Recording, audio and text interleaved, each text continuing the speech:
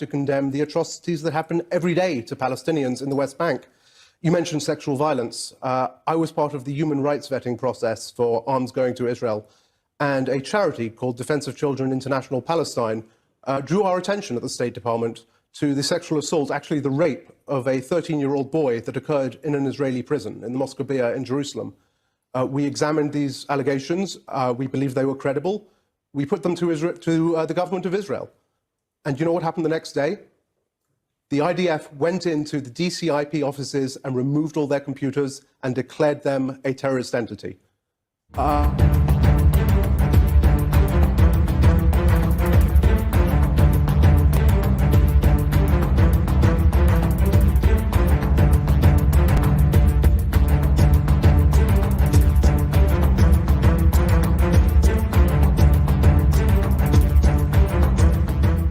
Welcome to the Daily Wrap-Up, a concise show dedicated to bringing you the most relevant independent news as we see it from the last 24 hours. Tuesday, March 26, 2024. Thank you for joining me today. That was a lot to cover. I feel, at least today, I feel more than most days in the last just so many months. There's so much I wanted to pack in today that I decided to put some of these things off that we've been covering pretty extensively. Just in general, the discussions, even as it pertains to the ceasefire conversation. I'm going to go over that a little bit today, but there's so much to cover in the inner workings of that, the lies around how the back and forth has gone. I'm going to really more so focus about the consequences of what just happened as it pertains to Rafah and the conversation of the atrocity propaganda with new allegations of rape arising that I want to. It's important, I think, to cover in a large way. But there's also conversations about, you know, the food aid conversation, a lot of these developing topics, including the Crocus City Hall attack. I have a lot that I want to follow up on that, but I feel like our first two episodes covering that did a really good job of, in my opinion, of just kind of encapsulating what I think is the bigger picture with a lot of the points that have come up since the second show we covered are important. There's some things I want to cover, but I feel like that is a good handle on the story. So today we're going to really just focus on those main two things. And I want to make a big point today about the not just the rape allegation conversation, but the larger discussion about covering up atrocities in any sense. And we're going to focus in particular on the Israeli conversation coming from the original illegal state of the Zionist Israel and how that has gone forward and all the atrocities that took place in the beginning that are really in a large way becoming, you know, common knowledge. It's mind-blowing to me that they haven't always been. And that's not to say that there weren't, you know, there's a lot that was going on back and forth in general. But the point is, going forward in regard to what they did from the Zionist perspective to establish the state of Israel. And what I'm going to show is an arc between some of these early conversations to all the way right now. And interestingly, even connecting right back to Khan Yunis and Rafah, going back to the 50s and all the way to right now, and show you that not much has changed. And this is coming directly from Haaretz. But I want to make sure we cover the recent statements coming from another New York Times article in regard to somebody that is apparently the first person to speak publicly about claims of sexual abuse. Now, it's interesting. We'll get into this conversation, and I want to make a point to be very objective about this and really make a point to say out of the gate to everybody who's, those of us that are interested in the truth. And it seems to be a diminishing number, even in the independent media right now, but it's a good time to show others that in most cases won't care whether you're honest or not, that have an agenda to go after anybody showing the truth they want hidden. But for those that may just think that you're misguided because they're listening to those liars, here's an opportunity to show them that you are objective, that it's important to engage with these allegations coming from an individual honestly. Could it have happened? Of course it could have happened. Could it have been an isolated example and all the rest are lies? Yes. Could it have been the reverse? Yes. We need to be honest about this, but the facts show something very clear, which is that pretty much every allegation thus far has either been flimsy, completely based on narratives spun by people that have already been caught lying. We've gone over all this extensively. Anyone even hearing what I just said and acting like that's crazy is literally denying the most obvious truth in any of these conversations. Really, one of the most obvious things I've seen in, the political dynamics of covering news and as I've ever doing this. I mean, even more than COVID, like when you talk about the COVID-19 conversation, as I've said a lot during that, like I've never seen something so obvious. the way that this has gone down, and not just around the rape allegations, but the atrocity propaganda and what happened on October 7th and the Hannibal directive conversation, there's like multiple eyewitness testimony or people giving eyewitness testimony directly from Israeli, the security chief, the people that flew the helicopters, the tank, and yet it still gets denied. It's just crazy. And I think that's why it's become so easy for even average people to kind of acknowledge what this really is. That's not to say that there isn't issues to be pointed out on both sides of this. Rarely you're going to find a conflict where there's going to be zero issues on one side. It's almost always it's something, things like that always spin out of control. And it's usually because of power structures abusing that dynamic and then people responding in kind. That's the way I tend to see it over history. But the rape allegations are arising again, and I wanted to establish that conversation and make sure we see the big picture around it, regardless of what you can take from this one article, because I think it's easy to point out that it's really difficult to take it at face value. And you know whose fault that is? Israel's. It's nobody else's fault. And this is even, Haaretz makes this argument, plenty of independent media, Israel and otherwise, that the reason that people are so quick to be so skeptical when it just a woman saying this happened to me, but channeling this through the IDF and through everybody else, is because of how many times the Israeli government have been caught lying about specifically this claim. That's not, I've said from day one, there's evidence that suggests that this sexual abuse to the level of rape might have happened. Evidence, not proof, but evidence. And you remember, we've said this from the very beginning. Anybody saying otherwise is lying to themselves, because there's clearly evidence, but it didn't prove that it happened. And so the point is that now that they've been caught lying repeatedly, and this, let's just say this woman is coming out and it's a difficult thing to do, to talk about that. And then people are saying, well, we don't believe you. It's because Israel has been lying repeatedly. It's the same point about anti-Semitism claims. And funny enough, I literally just saw the wildly pro-Zionist Rebel News speaking to Greenblatt, weirdly forgetting his first name, Alan Greenblatt, anyway, basically speaking to him and asking him about that same thing, saying, are you like the boy who cried wolf? And it was interesting at first. I'm wondering where he was going with this, because I know that they're very clearly Zionist supporters. Their point was, do you feel bad for lying about anti-Semitism that only allows people today to deny that it's so prevalent? And I disagree with that. I don't think it's even remotely the kind of prevalence they're claiming. I think it's all part of the same ploy. But yet they're now calling out, or at least Rebel News is now calling out, the people that have been lying about anti-Semitism under the claim that they're the reason nobody believes it now. It's fascinating. I think it's all still a lot of lies. There's clearly always racism. But that being said, let's get into all this to discuss today and consider those dynamics and how, there's can be, and usually is, some level of truth in these larger claims. But the point is that it's whatever it is, especially as independent journalism and media in general, just people that care about the truth, you should care about proving these things, especially the most incredible, extreme, graphic type of claims. And, and again, Israel has shown itself very clearly, the Zionist government, to be able to lie about some of the most grotesque things we can imagine. And then, to use that to hide things, and 40 beheaded babies on clotheslines. It's all fake. It's proven to be fake. And yet still people push back on that. Now, we're going to start today with an interesting point about social media. I find this really fascinating because of the time we're right now with what's going on around the Israel conversation. The idea that it's very clear that this is about a generational problem, as Greenblatt himself is caught on record saying, and not about a left-right paradigm or racism, anti-Semitism. It's about people who are learning about the history of Israel, and the younger generations are more interested in hearing that. And TikTok is a place where they've come to be able to do that. And even he says on this recording we played for you that it's not because that's China seeding it with fake information about Israel. It's because the younger generation wants to talk about that. So first, I want to point this out. This is a post from Israel Foreign Ministry. This was posted on the 24th. And it says, and it's Ambassador David Saranga, who they're referencing here. And this is the ambassador, director of the Digital Diplomacy Bureau, Israeli Minister of Foreign Affairs. And this is what he's saying the social networks have become a strategic threat to Israel. That's very interesting.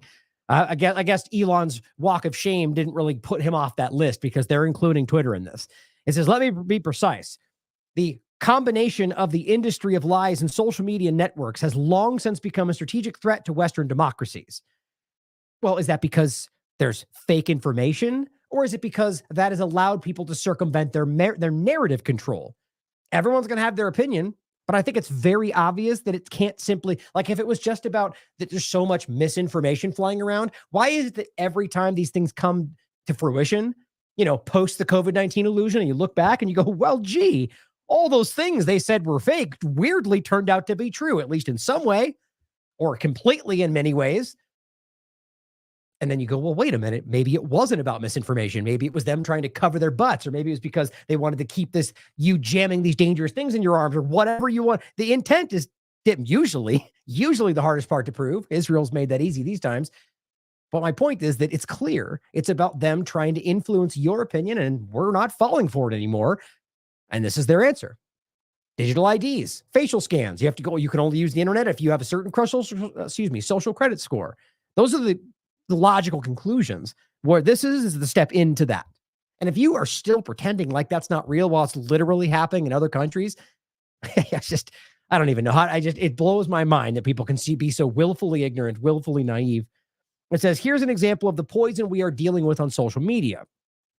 There are over 500,000 views of a tweet from last night, which accuses IDF soldiers of raping a pregnant woman in the Al-Shifa hospital. Yeah, totally outrageous, right? We're going to get into this conversation. And not even specifically about Al-Shifa hospital, just about the fact that anybody anywhere accusing an IDF member of rape is probably someone you should pay attention to. They could be lying, but my point in saying that is it's easy to show that there's a very clear prevalence covered by Israeli media about IDF, about internally and Israelis raping each. I mean, it's crazy. We'll go over it. We've talked about this before. Now, I can't really tell whether it's more focused on the media or actually just more prevalent in that society. The point is, it's still clearly an issue that they acknowledge from their media perspective within the ranks of the IDF. So it's easy to highlight the fact that during a war, when there's far less accountability, that it'd be easy to highlight that they could be or are raping people. And that's, again, I'm being objective in the moment, but we'll show you the UN documents. We'll show you the articles written over the years and many different examples of human rights groups saying exactly, not could, not maybe, are raping and abusing Palestinian women and boys, children and girls in detention and elsewhere, by the way, in Gaza. And this is during the post-October 7th conversations. But it says, furthermore, the terminology used in this, of course, is blood libel, is an exact parallel to crimes committed in October. So it doesn't, anytime you accuse, so why is it blood libel? Is this specific to Jewish people, or is it about IDF members and rape allegations? Oh, because IDF is a member of the Israeli military, and you argue everything Israeli related is always only Jewish. That means they're saying Jews are bad. Or, no, stay with me here. They're just acknowledging a military person committing crimes, and you, abstractly doing mental gymnastics, fold that back into anything you can make about Jewish people. I mean, it's very obvious to see what's going on. Is it possible that somebody actually secretly? Yes, obviously. But the idea that anything of any crime, of any allegation aimed at anything related to Israel suddenly becomes blood libel, this is exactly the point we were just making. There are people that truly feel that way. There are people that truly, truly hate Jewish people for no reason. Just like there are people that truly hate any kind of people anywhere for no reason. Black, white, Indian. It's not unique to Jewish people, because the point, though, is that there is racism. But to make that simply only about blood libel is to hide the fact that, yeah, there is rape going on, and it has been proven. But it says, quote, they took her in front of her husband and children. And, I don't need to read the statements in the graphic. Well, that's never really necessary outside of shock. But it says it is clear that this is a fake account. Oh, is it? Interesting how you can just state that as a matter of fact. It's clear that's fake. Moving forward. Now, why exactly? Why is it clear that that's fake? Because IDF would never do that? Well, yeah, we can very clearly get into this, and we will. But it says this account was created in October 2023. It's an anonymous account. It goes through all these different things about, trying to cast doubt on it. Now, look, I'm, again, not even hinging on the fact that that's real. Who knows? Certainly could be a lie. The point is simply that this is outrageous to them because you're making the claim. And that's it. Of course, the account follows people like Jackson Hinkle because that can't mean that they're real. Well, so do a lot of people that are real. As of today, no democratic country has the effective means to fight this culture of lies. So just in case you're thinking, like, if you read, for the podcast, just in case people might jump to conclusions. The point is, it says the account was created on October 2023. It's an anonymous account originating in Gaza with no profile picture, no username. Okay. And has 122,000 followers in less than 6 months. Sure. These are all just data points. Any number of things and by the way, data points which in no way suggest that it's fake, other than the fact that you don't want this account to be real and it could be fake. This sounds like any number of accounts on the Israeli side of the conversation that came out of nowhere and have 500,000 followers right now because they chant everything pro-Israel every single day. Now, does that make them fake? It could. I wouldn't blindly say I know that because that would make me ignorant, like this person here. But it says the account follows users like Jackson Hinkle, I already said. And again, all that's to say that makes them fake. As of today, no country can fight this culture of lies, as if he's proven that. Even if thousands report the tweet as harmful and eventually remove the platform, the damage has already been done. Right. So just moving into this as if we already know that's fake, therefore and you get the point. That's really dangerous. And the point overall, and he's citing another tweet here that says, social networks have become, it's just the same thing, just reiterating the same point, because that's his account right there. But that's ultimately it. So you don't like what they're saying. So are you really going to pretend like that this is not possible? Are you really telling me that there's never a case ever where IDF members rape people? Other than the obvious reality that we're going to go through today and show you inexplicably, explicitly, the UN has called them out for raping Palestinian women and girls. From anything from The Hill to the Independent to Al Jazeera to even Haaretz. Israel's secretly convicted officer of raping Palestinian women in 2016. Stripped, beaten, and blindfolded. New research reveals ongoing violence and abuse of Palestinian children. Yeah, but nobody cares about any of this stuff. This is before October 7th.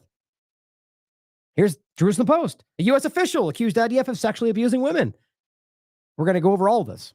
92% of rape investigations in Israel are closed without charges.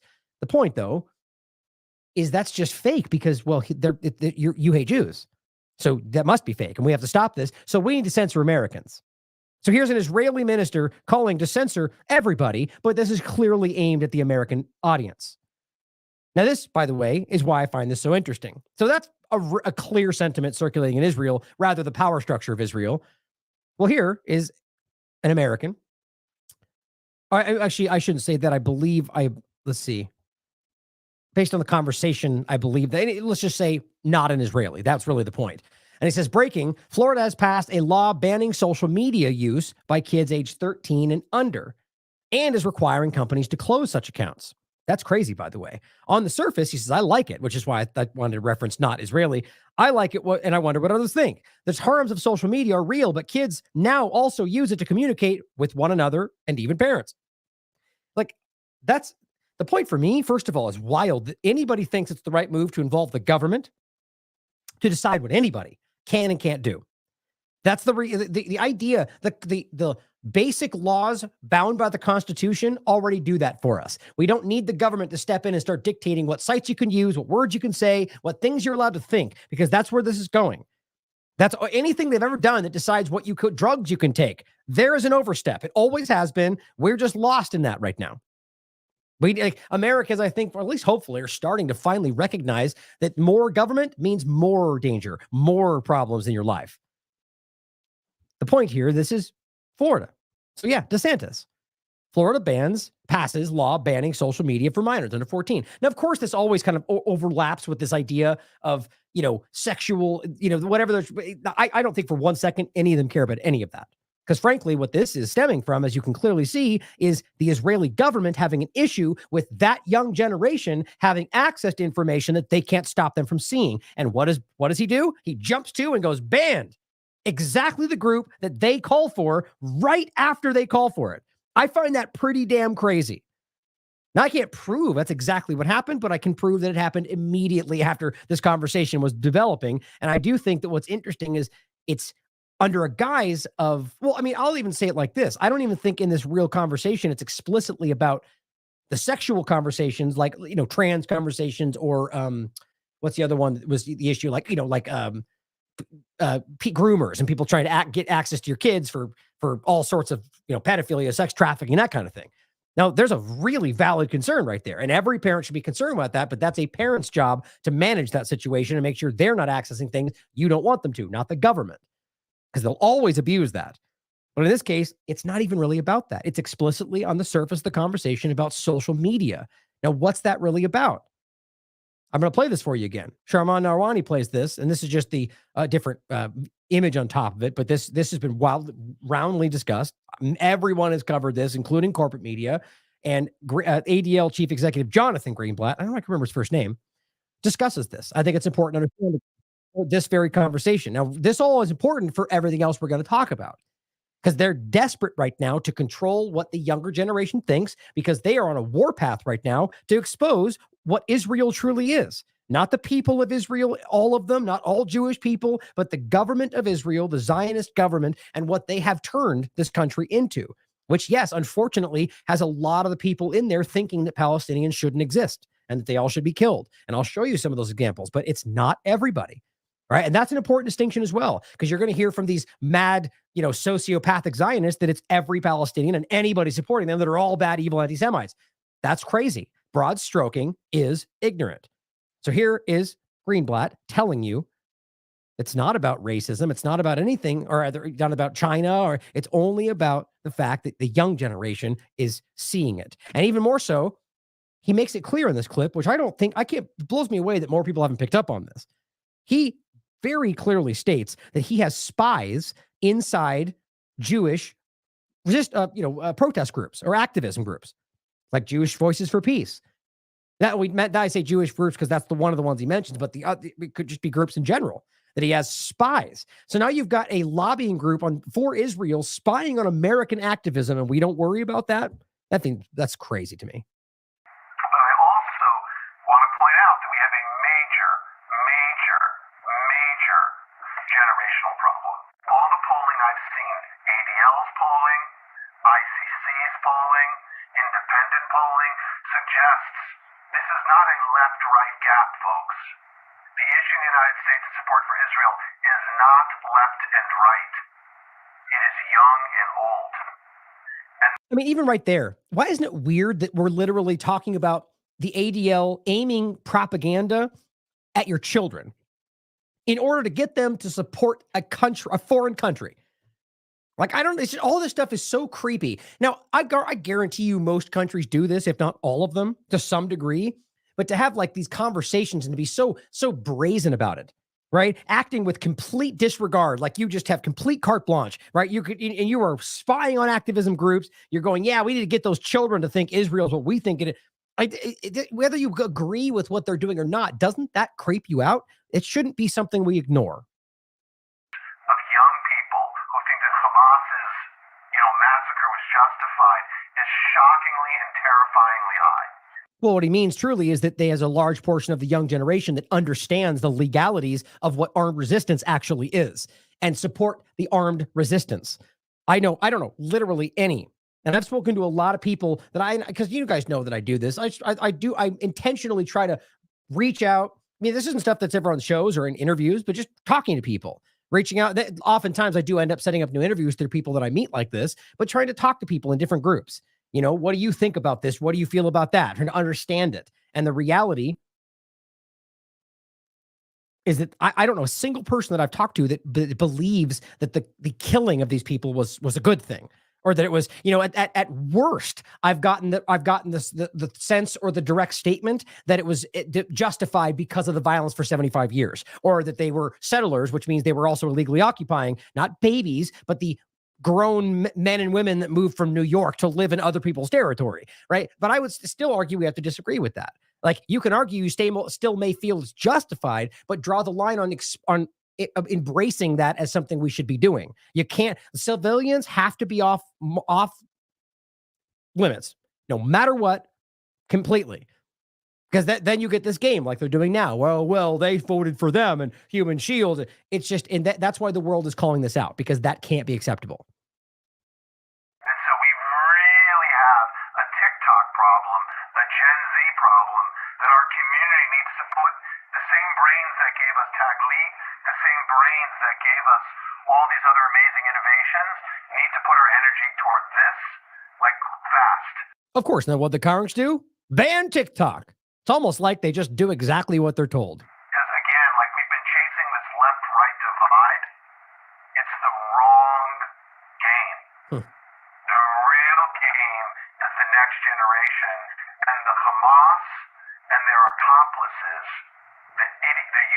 idiots in the West are That's all of you. That's all of you guys.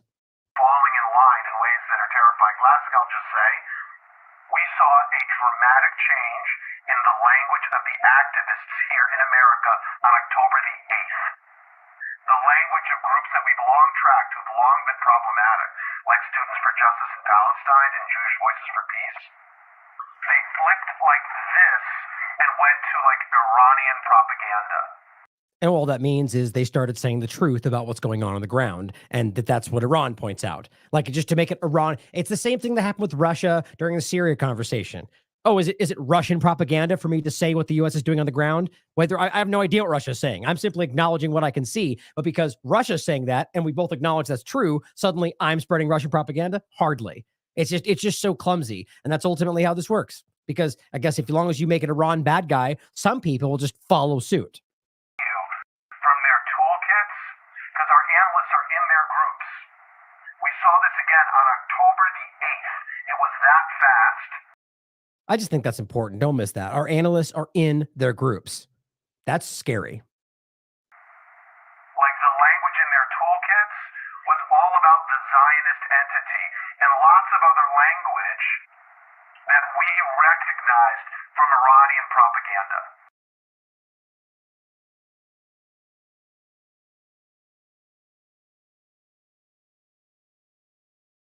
But doesn't, I mean, the whole point about the word Zionist in general, that's why they're so desperate to conflate the term and make you blindly think that means racism, because what that shows is these people finally saw through the lie, right? Finally, they started going, oh, I see what Zionism truly is and how it ties to all this. That's what they exposed with their clumsy, belligerent, genocidal actions after October 7th. People finally saw it, and that scared them. Now, on next to that in general, just because it relates, here's Malcolm Roberts talking about in Australia, and they have a digital ID bill that's going. He said it's being rammed through the Senate, and he said tomorrow. So this was so it'll be happening. Oh, I guess it was posted today. I thought this was. Well, I guess it's in any case it's 1:46 when you post this, so probably happening now. But tomorrow, technically, they're going to be ramming this through the Senate. He says, and guess what? Proposing cutting all debate. This seems like this go-to for Australia. I mean, it seems constant they do this, where they just go, well, just remove the debate. How's that? Well, okay, so you're not even pretending the illusion of democracy matters anymore? Clearly not. Email says to basically reach out to your government, petition them if you think that's going to make a difference. He says One Nation, his party will be opposing the bill being rushed through the parliament, and we will keep you updated. I mean, don't forget we just went through this ridiculous omnibus bill scam.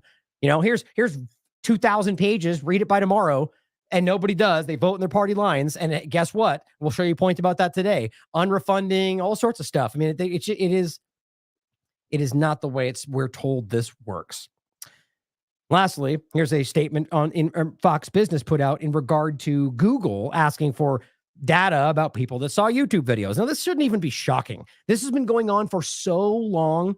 But I just want you to think about this in conjunction with the digital ID concept, the data collection, and where all this is going. In fact, where it already is, and we're just waiting for the shoe to drop. That's what I feel.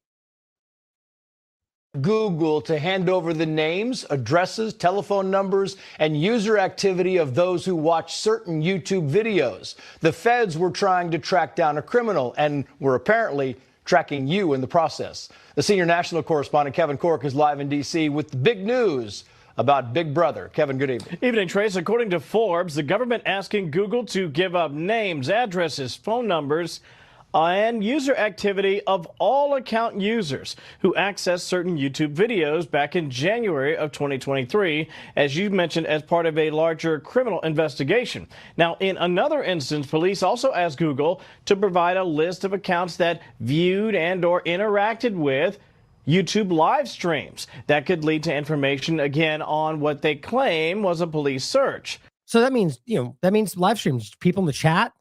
I mean, guys, this is the equivalent of investigating literally everybody there on January 6th, right? In fact, there's even a story now going around. I haven't had time to look into it more, but of another woman that apparently was just, and again, this for all I know could be just like a simplification from the right-wing side of this, but quite frankly, I bet you it's true that apparently she just was there and touched a table that passed her by as they were moving something, and they charge her with just ridiculous crimes. I mean, you know why? The only reason I would even say that and probably believe it's accurate is because of the people like the grandma off the phone, like the stories that have already become really common. The woman that was just literally walking with her phone, looking around, she gets charged with a crime. I mean, and the fact that they've gone after everybody there under domestic terrorism investigation charges, it's just everything seems so flimsy and completely contrived. So it's not hard to think about. But either way, this is clear that they're opening this door, which is, by the way, my point is it's been kicked open a long time ago. They're just showing you this for a reason. Yeah, we're just going to scoop up the data we need. And the whole Apple discussion with the FBI way back in the day, it's the same kind of thing. Privacy experts tell Fox Business tonight this discovery is absolutely terrifying, saying it allows the police to target people for simply consuming content. Quote, "It's unconstitutional, it's terrifying, and it's happening every day. These YouTube warrants are just as chilling, allowing police to target people simply for the content they consume. No one should fear and knock at the door from police simply because of what YouTube's algorithm serves up." Now, that is the Albert Foxconn Surveillance Technology Oversight Project, just speaking on that. Now, the discovery also comes as Meta is said to be changing its algorithm to restrict Instagram users' access to political information. And, of course, as an upcoming Supreme Court ruling could set new standards for free speech. And while it's still unclear tonight if Google gave authorities the requested information, the company tells Fox Business this evening, quote, "We have a rigorous process designed to protect the privacy and constitutional rights of our users." Hardly. It goes on. "We examine each demand for legal validity consistent with developing case law, and we routinely push back against overbroad or otherwise inappropriate demands for user data, including objecting to some demands entirely." Now, the DOJ tonight has yet to respond to our request for comment. It is a huge story, a bombshell, some would say, Trace, one that will obviously garner further examination. Hardly a bombshell. It's been a story for a long time now. They just ignored it until now. But either way, it's real. It's in your face, and it's definitely going to get worse, right? This is why we need to find ways to circumvent this. Because, I mean, it's desperate, guys. These are power structures that are desperate to keep you in the dark, and you're not in the dark. And that scares them, especially as more and more awareness becomes commonplace. There's more and more risk that they could lose that power. I mean, that's all it really comes down to. And so this is where, we're going to see some very alarming shifts. At least going to try. And this is why we need to lean into the alternative platforms, guys. I'd say it still blows me away that people are even using the platforms like for instance, like right now, the only one that I talk about that even I just mentioned that it's like, I need to make an effort to try to, which I'm not even sure how to do it, quite frankly, but to broaden out what we're using in regard to the data collection, right? Like in regard to news and breaking information. Like I've said many times on Twitter, it is easily the kind of most active area, in my opinion, for just grabbing information in the way that is most conducive for it. But of course, as long as you acknowledge that any of it could be a lie, right? It could be wrong. That's what most people fail on Twitter is they just take Twitter file style at face value.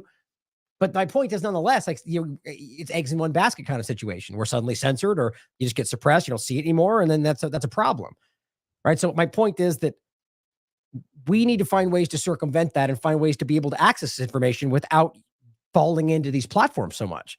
Right? It's definitely a problem. I think we all feel, especially for those in this field, like how do we balance that? Because like, for instance, I could just start using Gab or something else, but as anybody that's done this knows, there's far less information flowing through there.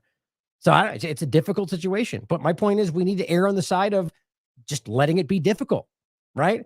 Getting less information so we can do the right thing, right? I mean, I'm trying every day. Now, let's get into this conversation here about the ceasefire before we get into basically ceasefire, Rafah, and then the overall conversation of atrocities.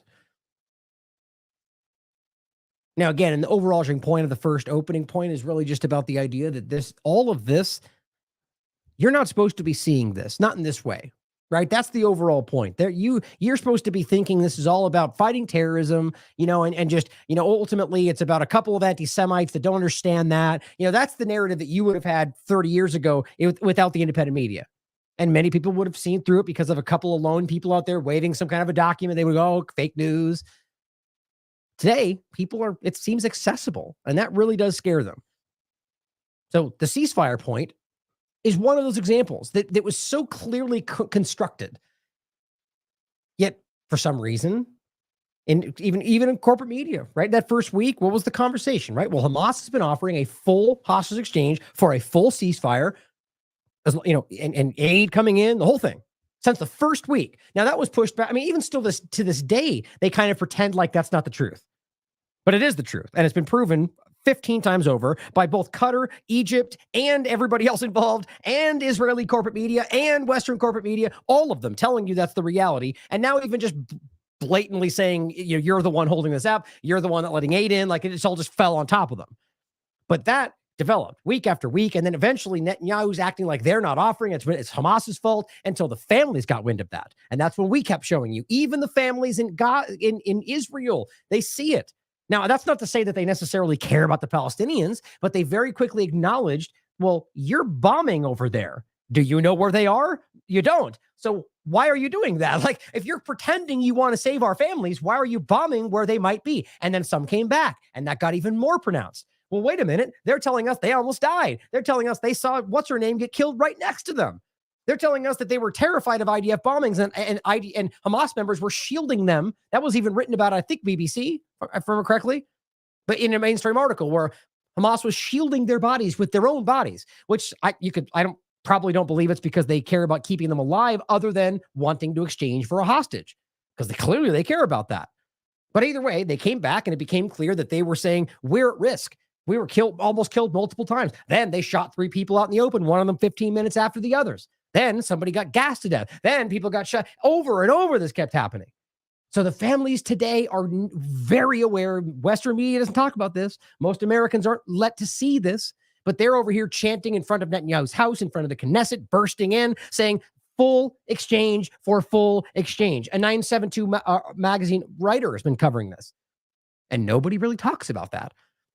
So all this is to say that this has been pushed from the very beginning. They've continued to deny that that's happening. Then they continue to refuse it. U.S. government has vetoed it 4 times while pretending they want a ceasefire, which brings us all the way to the point here where finally they put forward a ridiculous pretend ceasefire, which was temporary, did not have any verbiage that legally bound them to actually doing it, did not connect the idea of the hostage exchange with the ceasefire. So Israel had all these openings to just ignore everything. And that's what all the other parties said.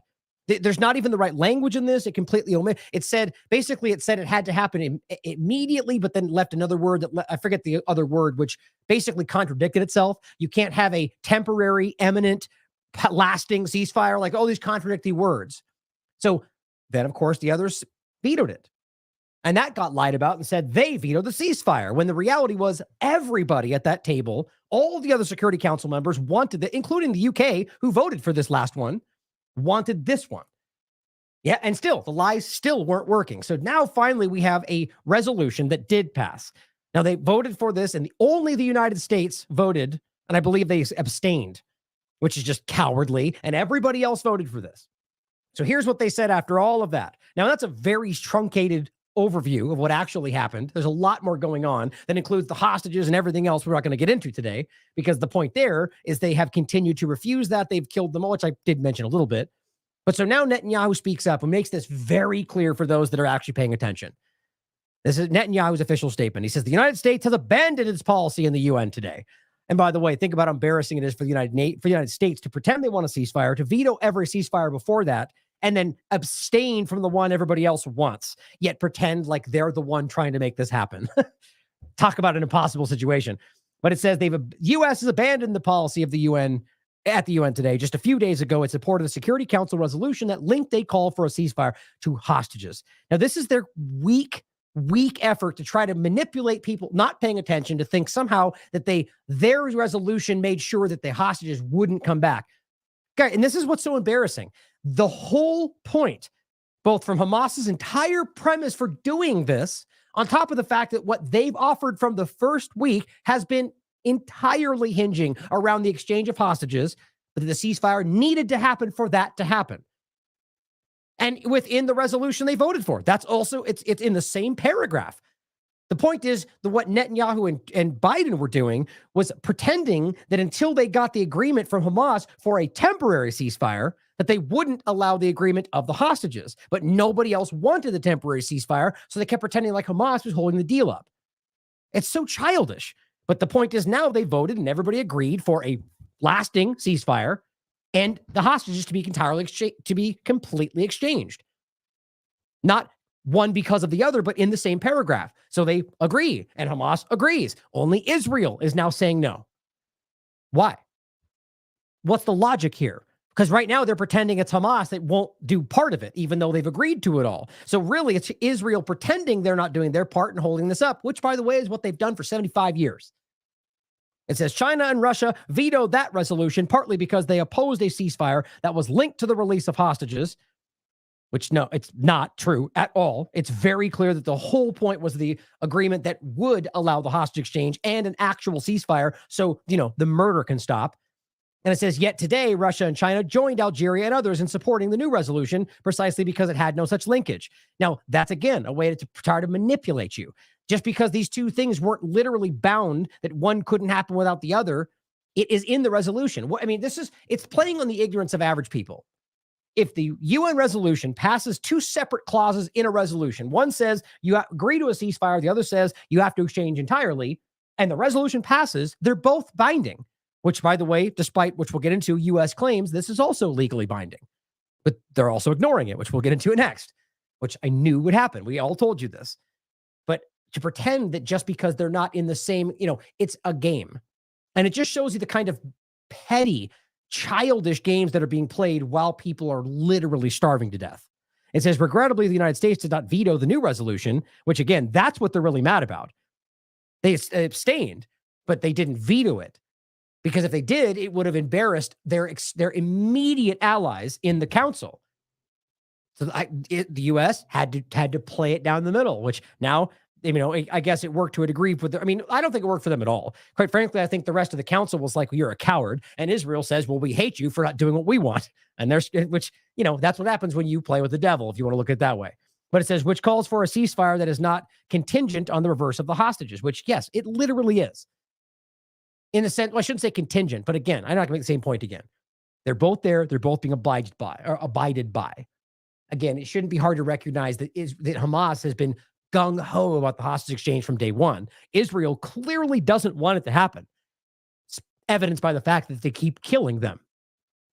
This constitutes a clear departure from the consensus, the U.S. position in the Security Council since the beginning of the war. So basically what you're saying, this is a departure from what we've kept the U.S. doing this whole time, against the wishes of literally everybody else involved.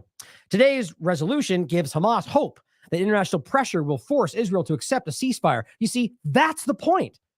He can't even avoid saying it in this very post. You didn't want the ceasefire. So to pretend like they didn't want the hostage exchange and that's why they were linked, the point is you don't want the ceasefire to be, that's the whole point, to accept a ceasefire that you never wanted to agree to. So to pretend it was their fault is just a sidestep. And my point's the same. Just like they're right now ignoring the ceasefire, if they just agreed to this, got the hostages back, and the day later went right back to it, what's the difference? All it really shows you is Israel choosing not to let their hostages come home. This is thus harming both the war effort and the release of the hostages. Like, it's just such a perverse inversion of reality. Netanyahu made it clear last night that should the U.S. depart from its principal policy and not veto this resolution, doesn't that seem like, think about right there. That's the Israeli government literally coercing ultimatums to you, the U.S. government. You have to vote what we want or we won't do what we. How do you not see that as Israel influencing American policy? Well, cancel Israel's delegation to the United States. Like that's not totally childish. So because you don't get what you want, you're going to just cancel negotiations. Like, it's the point going back as long as you look that people have always negotiated I guess outside of the childish, crazy nature of today's politics with their enemies, right? You negotiate, you have meetings, even when you're at war, but not like, this, no, we don't get what we want. We're going to stomp out. It's my ball. I'm going home. That's how this ended.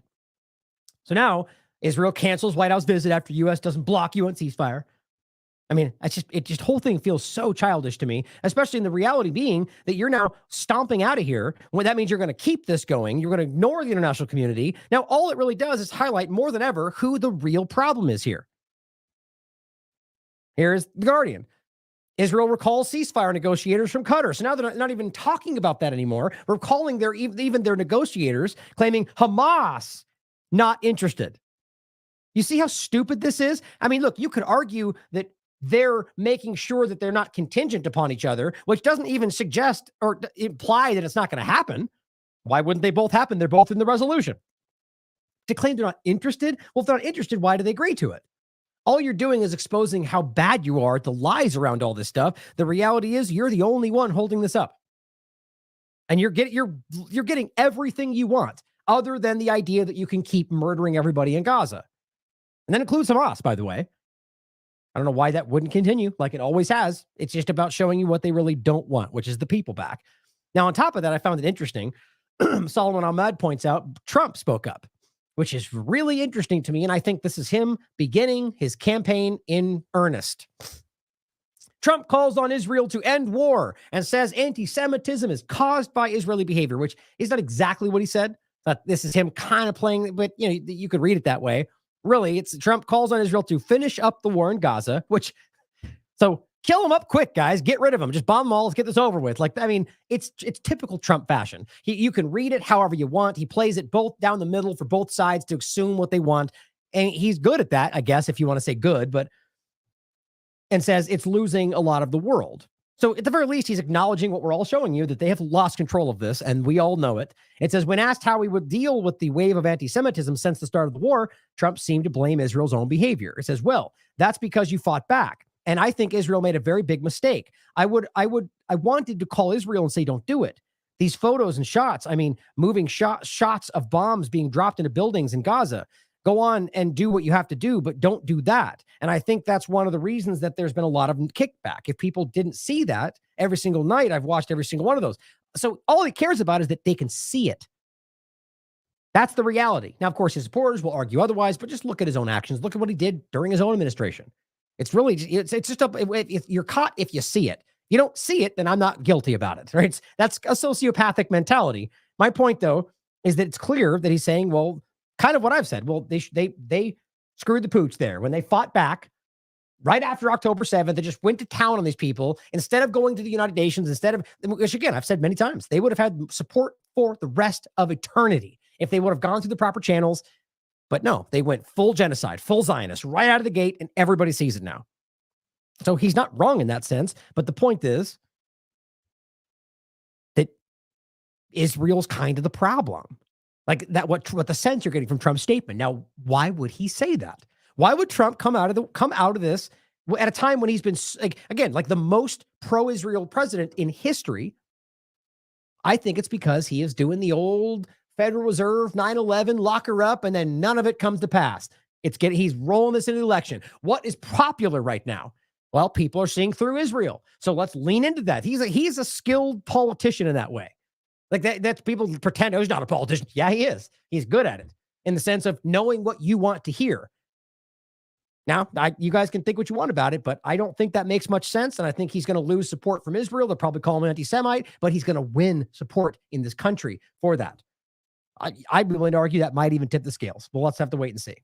Now, here is what the U.S., this is from Common Dreams, U.S. under fire for downplaying Security Council resolution as non-binding. Of course, because Matt Miller is nothing but a slimy little follower, and he just absolutely comes out right over the top, right after a absolutely binding UN Security Council resolution and says, yeah, it's not that important. Like just completely downplays it while people are dying. Well, he himself has stressed that this is important. Well, it's like saying UNRWA is necessary and then pulling funding. Like these people are lost. Either way, here's just a clip about that. This is a Mozambique envoy to the United Nations, basically stressing yesterday he's done this for years and knows these are legally binding, which, by the way, they are. I mean, this is the reality. And the point is Israel has always ignored these things. But as this person points out, speaking of former members of the International Law Commission, and Agnes Callamand, who is Secretary General, Amnesty International, says It was irresponsible on the part of the U.S. ambassador to suggest that a resolution meant to save lives and address massive devastation and suffering can be disregarded. Just plain irresponsible. I completely agree. Matthew, and of course, the point though is to throw them a bone, right? Biden didn't do what they were supposed to. They didn't veto it. So we have to go here. Fine. We're pretending it doesn't matter. Is that we got support again? Like, it's just gross. It's not about what people, they don't care about human life. And Matthias points out, Israel certainly listened to the U.S. and is already planning to violate the ceasefire. Here's just a post from this. I think this is, Arab, I forget how to pronounce that. It's one of these channels. I forget how to pronounce it. ALARABY. And it is simply reporting what you can find pretty much anywhere. Israel foreign minister, we will not ceasefire. We will destroy Hamas and we will continue fighting until the last detainees return. You know, that is assuming that they don't murder them with the bombs that you're pretending are for Hamas. We don't love to talk about that point, right? It's disgusting. So they're not going to listen. A direct and immediate violation of international law. And it says breaking, you know, in a long string going back 75 years and particularly since October 7th. But Colombia, as Sarah Abdallah points out, is now called nations worldwide to break relations with Israel if they violate the newly adopted UN ceasefire, which is kind of crazy. Colombia is a pretty, as I understand it, unless something has changed over the last so many years, a pretty chief ally in South America for the United States. It's an interesting thing for them to stand up and call out in such an extreme way. So we'll see what happens. We'll see if suddenly their narrative shifts about Colombia, and we'll see. That'll tell us a lot. Either way, this is all it's really showing you, whether they believe this or not, whether this is just them saying what they think will win the support, or whatever it is. This will shift opinions, and this will scare people, and it will probably cause Israel to lash out even more. Now, on top of just the conversation of ceasefires, let's not forget the Rafah conversation is hinging on this right now. Well, quite frankly, I've never thought that they would ever listen. I've always thought Israel was going to do this unless somebody actually stopped them. But as Cradle writes, Israel cancels Rafah talks, which was the same point. They're just no longer discussing with the United States. They're pulling out the negotiators for the Egypt, Qatar mediated conversations, but they're also pulling their diplomats from conversations with the United States. That's a huge deal. And now, even though they've already said Rafah is going to continue either way, that's the big issue here. Now, of course, while a boat was seemingly crashing into this bridge, which seems to be taking everybody's attention, it was pretty crazy. We talked about it this morning on AM Wake Up. Right as that was going on, and still right into this very day, they're bombing Rafah. Now, by the way, as I've shown you, that's not new. As I think plenty of people, Zach Foster and plenty of people have been calling this out for weeks now, even before that. They've been bombing Rafah since they got there and even before. So this game that's about, well, we need the plan. Well, what's the plan for bombing them while they're waiting for the plan? It's so grotesque on the surface. You can see they're just murdering people. And this is what's going on. This is going back to yesterday. Israel is heavily bombing Rafah. And it really did come down in an extreme way. This is beginning. Now, they've been bombing, but this has been pretty much constant. I shouldn't say constant, but consecutive, consistent bombing since yesterday into today, which to me clearly is on the heels of the UN resolution and, just the timing of seemingly a few other big news stories. Now, I'm not suggesting I know for sure that that's done for that reason, which I don't even necessarily think that, but I do think that Israel is very attentive to what other things are going on. Like for instance, every Christmas, they bomb things in Syria, Christian related. They do this every year. And they do it in many cases because you're not paying attention. In this case, I think that this is either, simply because people are looking elsewhere and because they want to make a point. Israel is heavily bombing Rafah, where 1.7 million Palestinians are trapped. And it was in the middle of the night, targeting and killing civilians, including children. And it has been reported 20 round the clock since then. Here's Khaleesi. Rafah is under attack again. Now, sadly, here's a video that is just actually really hard to watch. It's a brother just desperately trying to save his dead brother. And he's just giving him CPR and it's horrifying.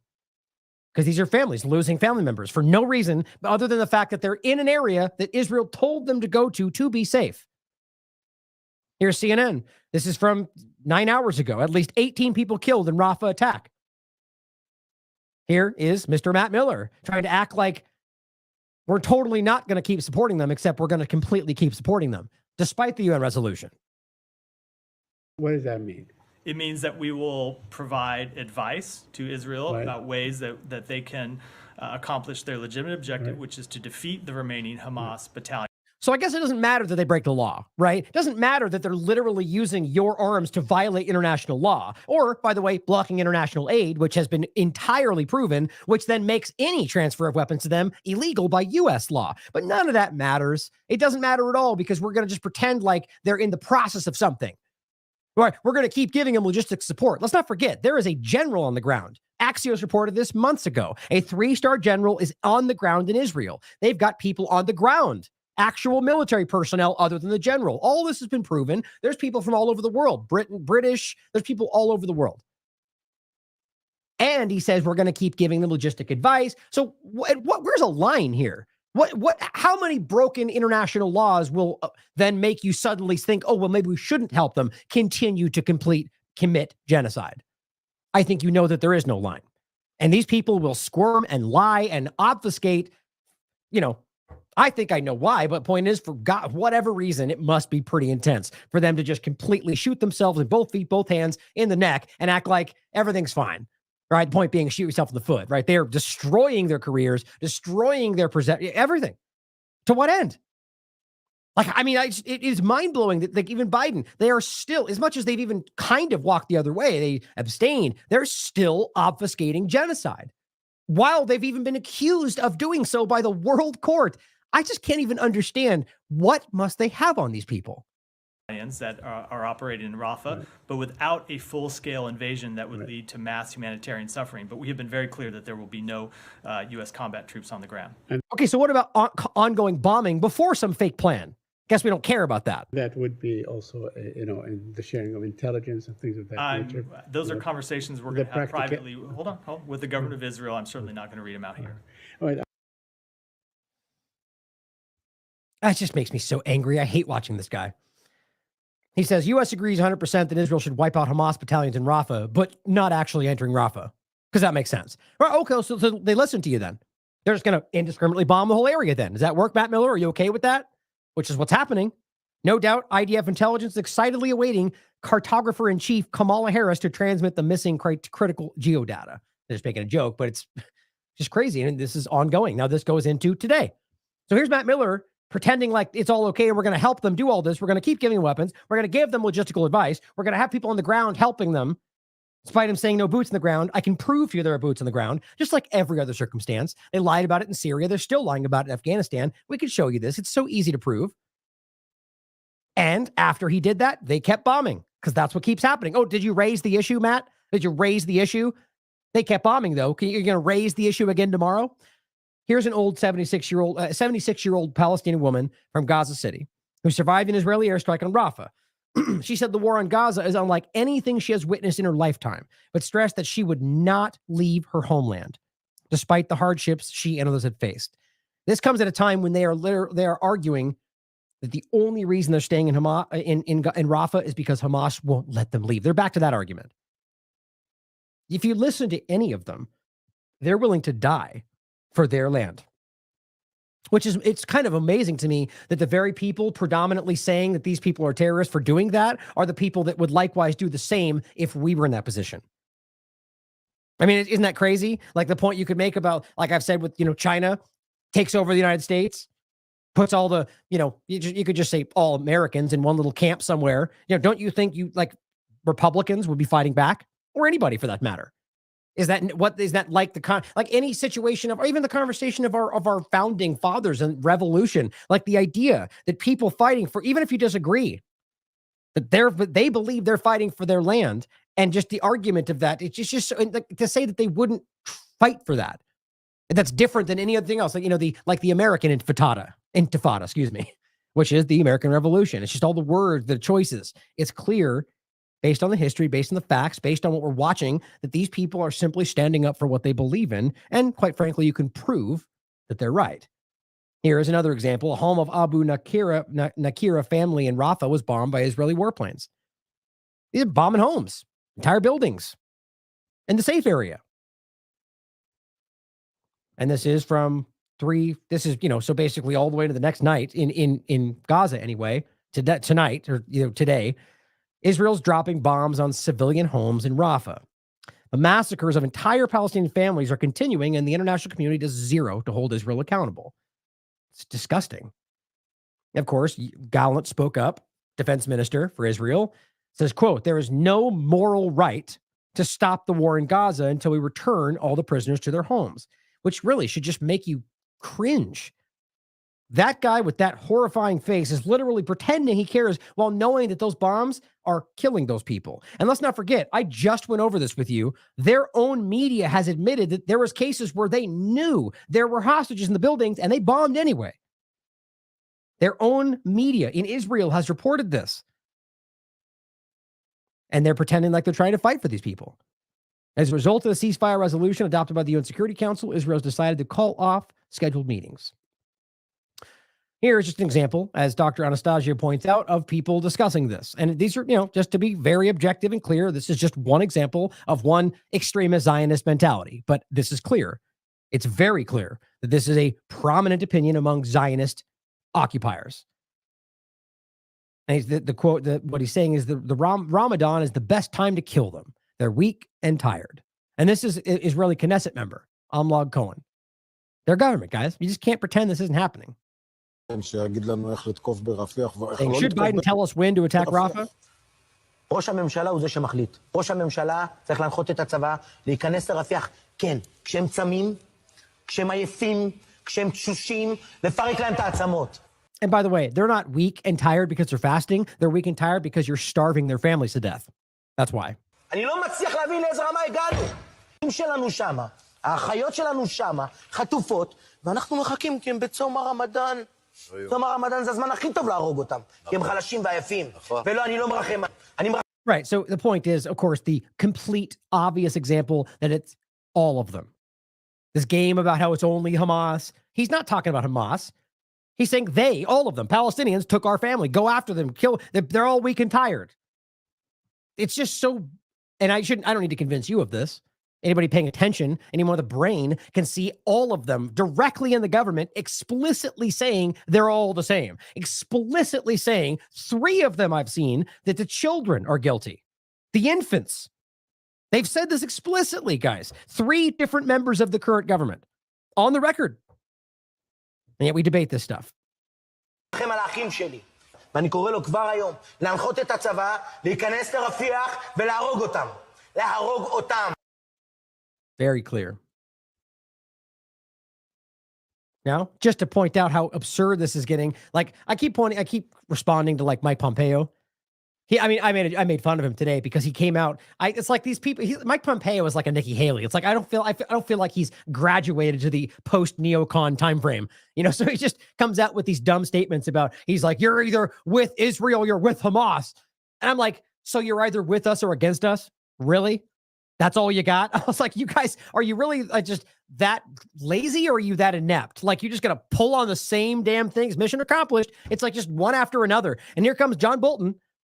Think about what he's saying right now at the time when most Americans can see through what's happening. And he steps in, John Bolton, the guy that is belligerent. Like in most, even people that support this guy acknowledge that he's kind of a maniac. And he says Israel's attack on Hamas and Rafah could come at any moment. It's like he's salivating. And victory there could be a decisive turning point in the struggle against ultimate aggressor, Iran. That's all. This guy just can't get that out. He is constantly about this. He is drunk on the idea of just murdering people in Iran. It says this is not the time for the United States to show weakness. He's an old school, like this, they try to pretend that Russia, the old Soviet Union mindset, it's about only showing strength and fought. That's what these people are. Whether that was, I believe it really was the truth at the time. My point is they just embodied that, just like they seem to do from all these situations. Oh, you're fighting the Nazis, are you? Instead, you just absorb everything. Are you really fighting these things? You don't understand the history there about Project Paperclip and Dr. Ishii from Japan, all these different things where they pretend they're fighting the worst, but they just absorb it all. Mykola Lebed, Operation Paperclip. But it says Jerusalem is following Winston Churchill's insight. Without victory, there is no survival. Washington should follow suit. And of course, he writes an article that literally says, will Biden allow Hamas a terrorist veto? John Bolton. A terrorist veto?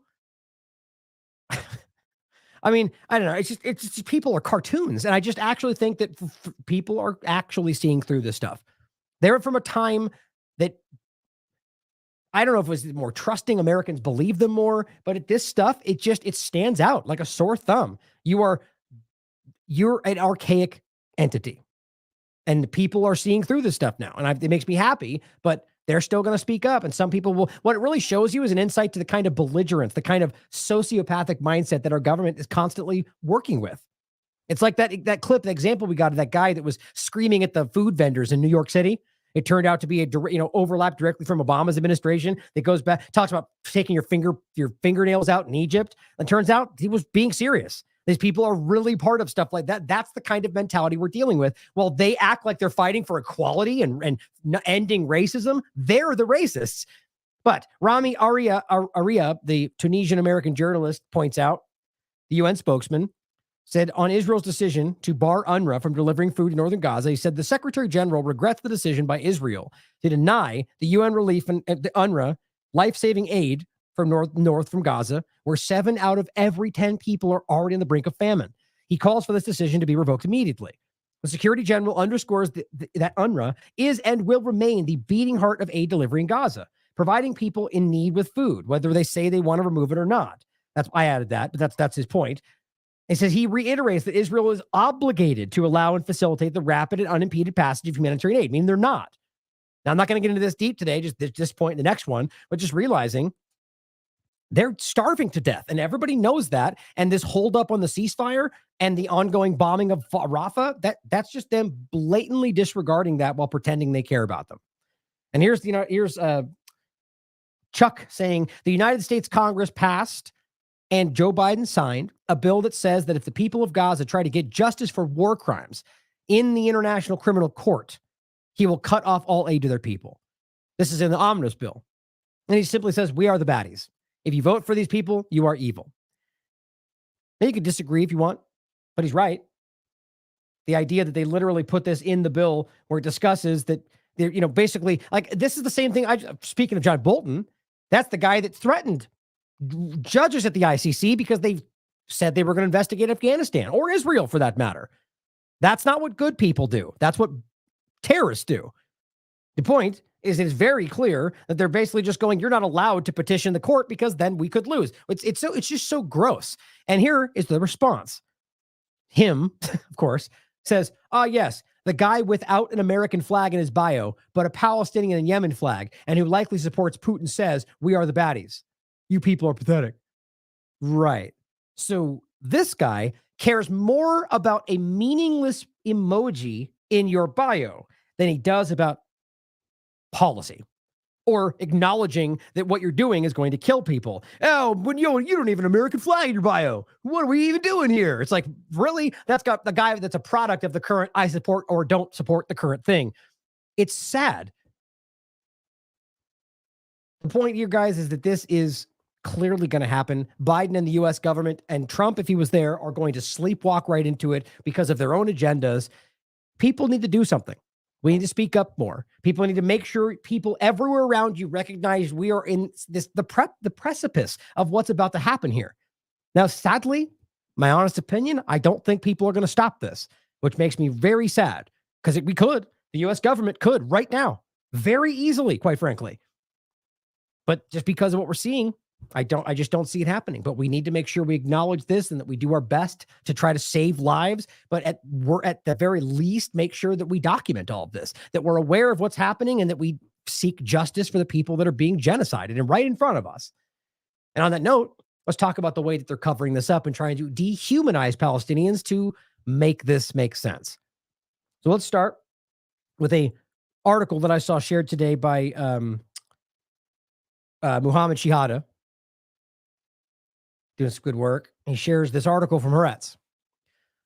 The ex-senior IDF officer admits Israel is in fact needlessly and unjustifiably destroying Gaza with, quote, unprecedented amounts of munitions, which, by the way, we'll point out again in a second, is exactly what 972 magazine argued based on 6 current and former IDF members, that they were bombing entire city blocks just to bring down buildings, that they were killing people knowing they were doing so, that they were just trying to maximize target. I mean, constantly admitting a mass assassination factory. It is actually shocking how much evidence is coming out, and yet we still are in this game, like where the corporate media is still trying to piece it all together, which just shows you either they're that inept, which I do think is part of it, but they're just towing lines.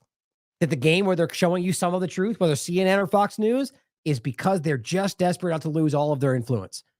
I mean, how else do you explain acting like all of this isn't as clear as it is? It's self-evident. It says, this was transparently obvious, I wrote before this post. Yet, far too many not only ignore this fact, they fight to maintain it.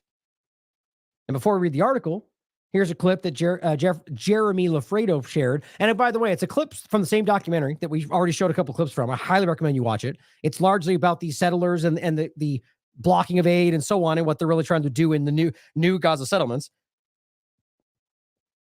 He said, before marching into Gaza to demand Jewish-Israeli settlements in Gaza, an Israeli settler from London, of course, because you're totally indigenous, right? Told Jeffrey after the Palestinians are cleansed out, Gaza needs to end and just become part of Israel. The sentiment is overflowing on the surface. If you just pay attention to what they're telling you. Oh, I think I actually didn't. Let me grab that. So if you remember this one, we've played the one with the woman that seems to be kind of the champion of this, right? Where she spoke directly to Biden right on camera and said, we're doing this no matter what you think. And yet they pretend like it's not happening, which then clearly shows you that they know and don't care. And this is just one more of these examples. And there's a lot. And again, don't forget, they've already built things. They've got money allotted. They've got blueprints planned up. They got settlements outlined. I mean, it's on the surface, guys. So we're going to still pretend like they're going to let them all come back, like Netanyahu actually promised? Of course not. They're going to pretend that, but it's not true. And even Biden knows that. They just don't care. I think that we can allow any kind of Palestinian state at all. The moral concept that, there's a Palestinian right for self-determination, I sort of ask why.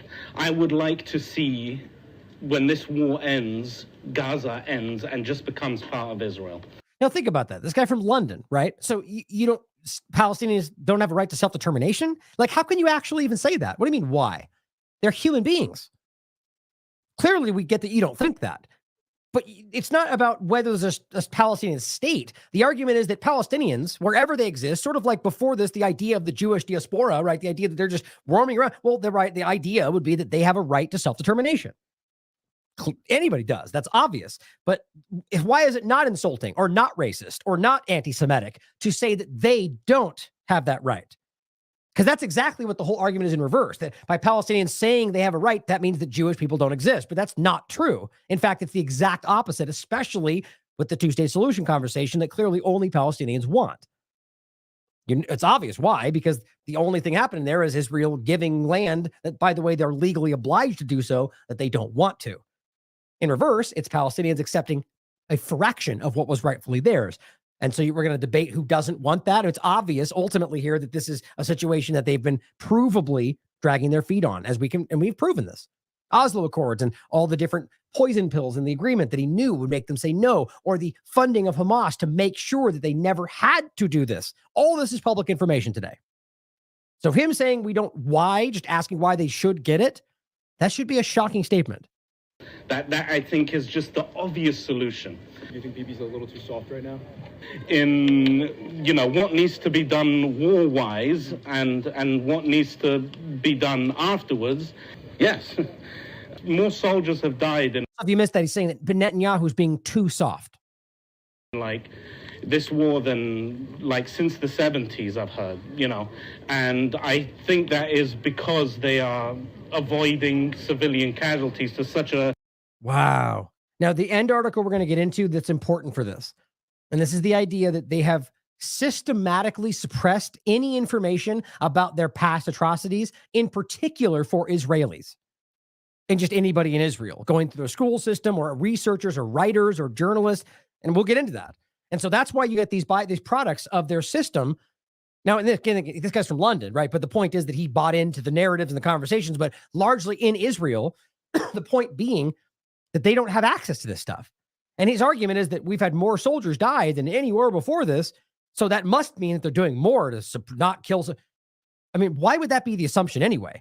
And the point is, guys, it's undeniably obvious with the most amount of children compared to 4 years of all other wars combined, more children, or the amount of famine in the time frame, the amount of bombs in the area per capita. I mean, they've broken records everywhere. And we're going to pretend like they're somehow doing more not to kill 15,000 children.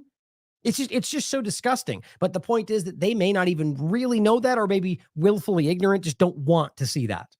Level, and we're dying to protect that population. It disgusts me. Again, the last point being, we're dying to protect what population? Hamas? No, because obviously he sees them all as the same thing. That's the point. Well, Israel is the one pretending they are, in fact, dying to protect Palestinians. Because isn't that what you're getting told on the mainstream stage, that we're trying to help them get out of the way and only go after Hamas? But no, it's clear that's not the truth. It's not the sentiment. It's everywhere you look, guys. Now, back to this article. It's entitled, "It's a War of Cruel Rich People. Israel's form of combat in Gaza is unusually wasteful." See if it's still there. Nope. That's why I did this. So it says, aggravating the situation of depleted stores of ammunition that existed on October 7th is the fact that Israel is not handling the Gaza campaign economically. According to a former ranking IDF officer, quote, "Our form of combat at the moment is unusually wasteful. You could term it a war of cruel rich people." This is Haaretz on the record speaking to an Israeli IDF officer. It says, "We're attacking innumerable targets without asking whether it's worth attacking them." Huh? And artillery is being used in places where it's not really obligatory. Guys, that's exactly what we were already told by 972. This is confirming this and going even further in a lot of ways. But in many ways, this article goes way further than the other one. Make sure you read both of these. There's a lot of important information. But it's incredibly obvious. So for Americans that are for the U.S. government that is taking your tax dollars to spend billions more, that should drive you crazy. As they're committing genocide. Even better, even worse. Now, first point of it, by the way, talking about depleted stores, there's a part of this article I'm not even getting into that talks about how they're using old, I did a brief point about it in a past show, but they're using old munitions, which in many cases have exploded while they were trying to use them and killed people, hurt people. They don't really talk about that, but Israeli media covered it. But on top of that, that they're lobbing these into Gaza, and two things are happening. That they're not blowing up, which does two things. That means that it's left there for children and anybody else wandering through the rubble, or while they're removing the rubble, killing them down the line, which they just clearly don't care about. But on top of that, and they don't really get into this in the article, I bet you that it's also more dangerous for them going through Gaza. Apparently, there's like a 15% dud rate, which they're embarrassed by. Apparently, they think that it demonstrates they're bad at what they're doing. That's what the article says anyway, which kind of does. But the point is that it's just, that is a war crime in and of itself. The idea that they're using these, knowing that it's going to leave behind risks for children down the line, that's a crime. But it just doesn't matter. All these things just don't matter because Hamas bad guy, human shields, whatever they want to say. But it goes on, he adds, quote, so the point being, wasteful. A war of cruel rich people. That they're bombing just to bomb without even, and it says they're not even asking whether they're worth going after them. So that's a war crime because, like Scott Ritter explained, because if you're just bombing buildings without even knowing what's in there, which means civilians could be, or alternatively, no Hamas presence, it's war crimes. So by saying this, they're admitting to war crimes. No matter what else is going on, no matter what Hamas did on October 7th, they're admitting to war crimes. That's crazy. He goes on, the fact that we are demolishing everything before entering, war crime, provable war crime right there, is being manifested in the duration of the operation.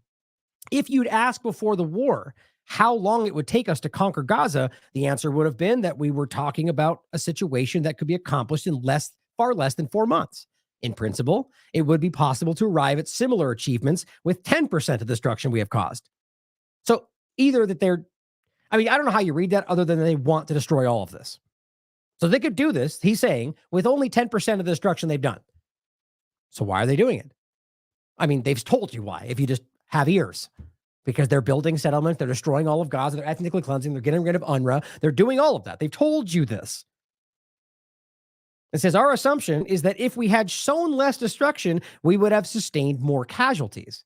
But okay, well, right there then, if let's just pretend that's what they actually think, all they're admitting is we would rather kill civilians than risk our lives. It's like a firefighter letting people die because, well, I could be burned by the fire. Well, you're a soldier. The whole point is it's really just that they don't care about Palestinians.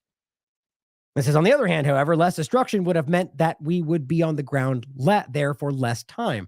And less time means fewer casualties. Goes on to say, these questions, why we've been in Gaza for such a long time and are using such large amount of ammunition, are major issues that do not come up for public discussion because it's bad for the morale of the troops. Same kind of overarching point for a lot of this today. So lying about war crimes because it would hurt your image. It says, but the amount of munitions that have been used in Gaza is unprecedented. And to critical eyes, this is wasteful, protracted combat.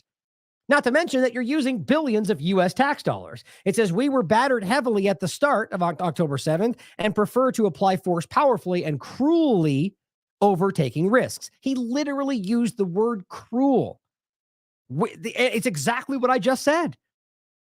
Well, they attacked us, so we're going to make this painful for them. Guys, if there's any honesty in the world, they have locked this up for the world court. It says, this reckless conduct apparently reflects Israel's absolute assumption that the United States will continue to arm and finance it. This should be boiling your blood, guys. Last month, the U.S. Senate approved an aid package of $14 billion for Israel. Do you know what that could do for families in this country? Or anything in this country? It says, as part of a $95 billion foreign aid bill.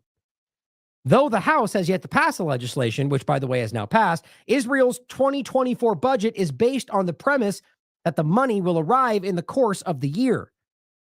They're literally basing what they're doing on the blind assumption that they're going to get paid off from the United States because, well, that's what happens. However, there is a concern in the finance ministry voiced in the internal discussions that political instability in the United States in advance of the upcoming elections will delay the transfer of funds. How interesting. So you may see an interest in Israel to maybe not let the chaotic election happen the way that maybe they planned it to, or however you want to look at it. Because suddenly now that may affect their ability to get weapons from your tax dollars. And maybe we'll see this election go off without a hitch. Who knows? Either way, your tax dollars going to genocide that they know and are using that in a frivolous, wasteful way. They're admitting a frivolous, wasteful, cruel endeavor just to do it in order to maximize penalty. I just think that's so over the top. It goes on to say, moreover, not all the money will be channeled to Israel, even if the legislation is passed. Now, this again, make sure that is the one I'm talking about, was May 7th. Yeah, so this is the one that passed. And it says, not all the money will be channeled to Israel now that it's passed. About $6 billion has been earmarked for underwriting the post-October 7th deployment of the U.S. military in the Middle East. Yeah, because we're totally not going to put more troops on the ground, even though there already are. We're pretending that's not the case. You literally wrote it into the bill that there's going to be money earmarked for that very thing, but it's not going to happen. They think you're stupid. They think we're all stupid. Israeli Treasury officials tried to argue that the cost of dispatching U.S. Navy aircraft carriers and other warships to the Mediterranean could not be considered direct aid. Of course, an approach that was not well received by their American interlocutors. The point being that obviously this is just a way to it's a shell game. It's just dumping money. They're giving Israel whatever they're asking for. Money, support, troops. Now it says, so at a time when Israel's regular security budget is 63 billion shekels or $17.67 billion a year. That's crazy. Half of which is expended on salaries and pensions. Why are we paying salaries and pensions in Israel? Doesn't that bother Americans while we're struggling? It shouldn't even matter. The point should be that this is not necessary. And they're committing genocide, and that violates both international and U.S. law. Who cares, though, right? They're also spending lots of your tax dollars to fund neo-Nazis in Ukraine, which also violates domestic law. Let's pretend like we're all bound by the U.S. These people are criminals, guys. It's just a balance of whether they can break the law, just enough to not let you notice that. Because ultimately, we would have the power to do something to push these people out of power if we truly wanted to as a population. That's why they're desperate to hide all of this from you and keep you off the internet or apps that may let you see these things. But it says salaries, pensions, the amount Israel is slated to receive directly in regular and special aid is 45 billion shekels. In other words, the United States is largely bankrolling the Gaza war, which we shouldn't need to explicitly state, but there it is. That should bother everybody. Everybody that knows what's happening, everybody that sees the genocide, everybody that disagrees with war, or rather realizes that Israel doesn't need your money to conduct war.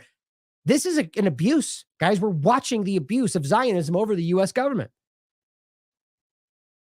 It says, in order to deal with Syria, the Houthis, and Lebanon simultaneously, because that's what we're doing, right? One source explains, inside of Israel, quote, including the ability to respond whenever you want without limitations. Stemming from ammunition management, you need more than a few thousand bombs. You need a lot of interceptors and a lot of guided precision weapons. In the meantime, we're working in a piecemeal way.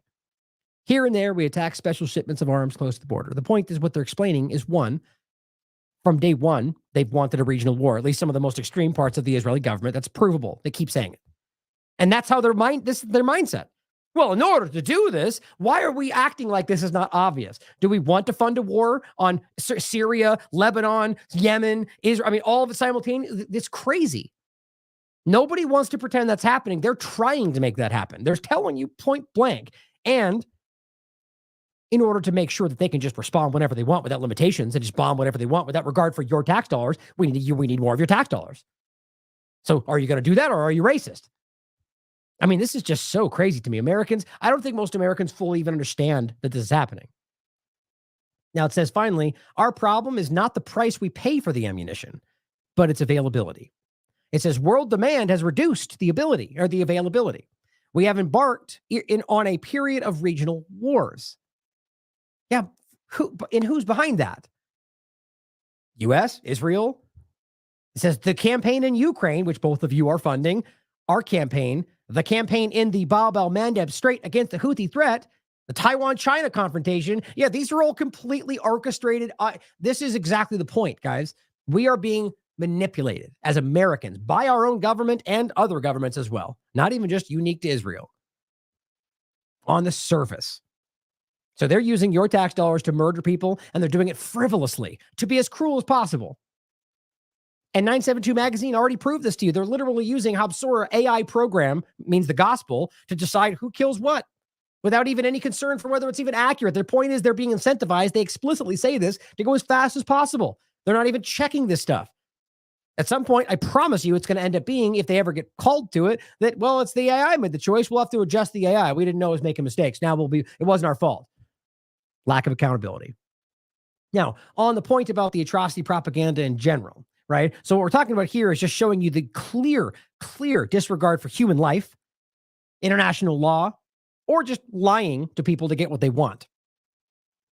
Ali Abunimah from Electronic Intifada put out a new article, and it's entitled, well, he wrote, my latest Israeli commission, or his latest, Israeli commission on October 7th, rape claims exposed as fraud. And New York Times debunks its own lies on October 7th. So we're going to get into that article. Before we do that, I just want to do a quick little onslaught of just a few, by the way. I probably could have brought up 15 different things. More than these. But just remembering the different things we beyond question that seemingly, and that's the other thing too, things that I think most everybody has acknowledged are provable lies. Because really, there's a lot of things that we can clearly see are lies. I mean, I could go off for 10 years since October 7th. For every single example, from Ali Hospital to Al-Shifa to, every single time we can prove they've been lying. Or Kogat in the food, or Elon Levy. It's overwhelming how many provable lies. Just like with Kogat in the food, pretending that bakery was active when we know it's not. Or it's just disgusting. But let's get into the ones that are like unquestionable for most people. I'm going to say most because there are Zionists that will deny any of this. That it's all real because the government said, even though we know it's not. For instance, even this is USA Today. Baseless claim that Israel media probe found no babies beheaded by Hamas. Fact check. Wait a minute. Hold on. Did I misread that? First of all, so we know this is fake, by the way. I just thought it was funny. It was a USA Today article. Hold on. What does it say? Let me read the action. This is going to be hilarious if they're actually saying this is real.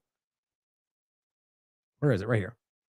Okay. Well, no, they're saying it's fake. That title is like meant to be confusing. Haaretz said the claim is baseless. There is no evidence the news outlet conducted any such investigation. It reported the decapitated babies had been found in following October 7 attack. An international group of forensic pathologists have confirmed babies were found. No, they're literally trying to say that Hamas said the claim was baseless. Then they go on to say that they did find it, though it's unclear if that happened before or after. Oh my God, this is so bad. So this is, by the way, the reason it's from October 31st. So here, by the way, is Haaretz. And this is one of the main ones that is highest level independent, or rather corporate media in Israel, saying that in this, they addressed the rape, they addressed the stomach being opened up, they addressed the idea of 40 beheaded babies, which is a false claim. I mean, across the board, every single platform everywhere has shown you that this is a false claim. They've now been forced to admit that because there's not even 40 babies that existed in this discussion where they're talking about. It came down to 2 of them in the conversation and locations they were discussing, right? And I just went over this. One of them was shot with a bullet through the door, which you could argue was IDF, and the other one was after the fact. I believe, forget the circumstances. None of them were decapitated, and even Owen Jones proved that with this conversation. So the point is it's a lot that they lied about. The stomach being cut open, the idea of, I mean, I'll just go through the ones we grabbed here. This was the one we just talked about. This was after even beheaded babies that was turned out to be a lie, where another IDF member just said this to another journalist. Oh, there were 15 babies hung on clotheslines, which was immediately shown to be false. And now even the Mossad Twitter account has deleted the tweet, which that's what they do. They don't say, oops, we were wrong. They delete it and move forward because they're liars. It's about trying to manipulate you. But that was a lie. Remember, we've all saw in that video, the guy lied. 100% lied about this. Never happened. Here's the one that we just talked about recently. Remember this one? This woman spoke up and said, basically, she spoke up and said there was a girl that came back with 67 different sperms. And she says, I regularly receive lots of testimonials under the influence of emotion. As I left the Tribune, I relayed on rumors on the microphone. It was a mistake. I apologize. Hardly. You lied about this, just like a lot of people lied about a lot of this stuff. And surprise, surprise, the story about 67 different sperms was a fake story. It was a lie. According to the woman who shared it, wasn't even a real story. Or how about just the general conversation of rape, which is our point for the conversation today? How many times this stuff has been lied about? Which, by the way, the point we made to start is that if there is actual cases of rape where people are simply saying this happened to me now, well, most people are going to go, well, I don't know. And they've provably lied in ways that are so grandiose, like so obvious, so systemic. Like choosing, like from IDF, from the government down, and even people that have been tasked to lying, who we can prove lied, including this woman here, Ekalim Levy. And I wrote about this, and this was in 2023. And Israel used an image of a woman from at least 2022. It was this image here, which is graphic. So it's, same one we've seen before from 2022, which there's a link to it right here. This is the archive for those that don't have, believe that. I mean, you shouldn't believe a screenshot, never, but there's the link. And it is from 2022 at the very least. And yet this has been circulated repeatedly right to this very day. In fact, I just showed you a cartoon that was drawn claiming there was rape that used that exact image. And the point was, it's from 2022. And it's apparently a Kurdish woman. And it says they claimed it was proof of rape after the festival. And then they deleted the image once we called it out. Now, I believe that was me. Max Blumenthal ultimately exposed this image. And I went to town on calling this out and eventually got deleted. And I caught that in real time and covered it the next day. And the point was, Max called her out as well. And she used the image. She used that image that they later deleted to pretend that these people were raped. Now, maybe they were. There's no proof of that. There's evidence that suggests it might have happened. And that's the honest way to frame this. Then why would she need to present fake images? And by the way, double down on it. Max calls her out and she still pushes this image out. And by the way, Twitter keeps deleting this every time we post it because it's, I think, obviously about covering stuff up. But you can see it right here. I'll actually just do this for might as well. As that loads. And see, the point was, this was at a time when they were going, is this from Ukraine? And of course, everyone going, yeah, it's a Russian war crime. Ukrainian soldier. Wasn't from Ukraine either. And this is how this stuff tends to go. The point is from March 28, 2022, at the very least. The very least. And there's also this one. Remember this? UN Representative Pramila Patten, who prepared the report on alleged sexual violence on October 7th, admits the report is not an investigation, by her own words, and that it contains unfounded and outright false testimonies. That gets pointed at by the Israeli media as proven. She confirmed it happened. No, she really did not. And we've listened to it, and I think we might play it again in a second. And then, lastly, before we get into the article from Electronic Intifada, Owen Jones from The Guardian went to one of those screenings where they claimed it proved everything they said, and he came out saying, no, it didn't. Didn't prove beheaded babies, didn't prove Hamas killed children, didn't prove rape, didn't prove beheading of humans alive, any of it. Now, this is Dilly Hussein referencing this video, which you can watch. Here's Owen Jones talking about it for 25 minutes, and he makes it very clear. Didn't see any of that stuff, and he felt confused because other people came out saying it proved everything. So he spoke to other journalists from the UK, from the United States, both of which kind of secretly confided to him, yeah, I didn't prove anything to me either. Well, so what's happening? Well, people are lying for Israel because they're feeling they need to, or because they're being pushed to, or being threatened to. I don't know, but we know they have. For example, back to this one, that was one of the earliest examples I saw, that the image of this woman was explicitly described by a man who said he walked over her while he was leaving the festival. That guy has weirdly disappeared now. Doesn't say it. We don't see him in any way. Why? Because he was, for whatever reason, put to describing something that never took place. And yet it happens over and over and over and over. And so this is why I'm making this conversation first. We can prove these are all lies. So before we get to the actual conversation of the new one, this has to flavor the way you're seeing this. Here's Electronic Intifada. Oh, come on. I knew that's going to happen. I've got it right here. Son of a gun. Let's see. Let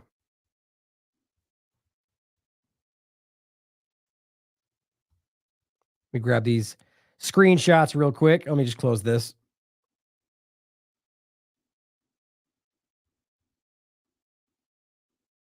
There we go. Okay. I think these are the ones.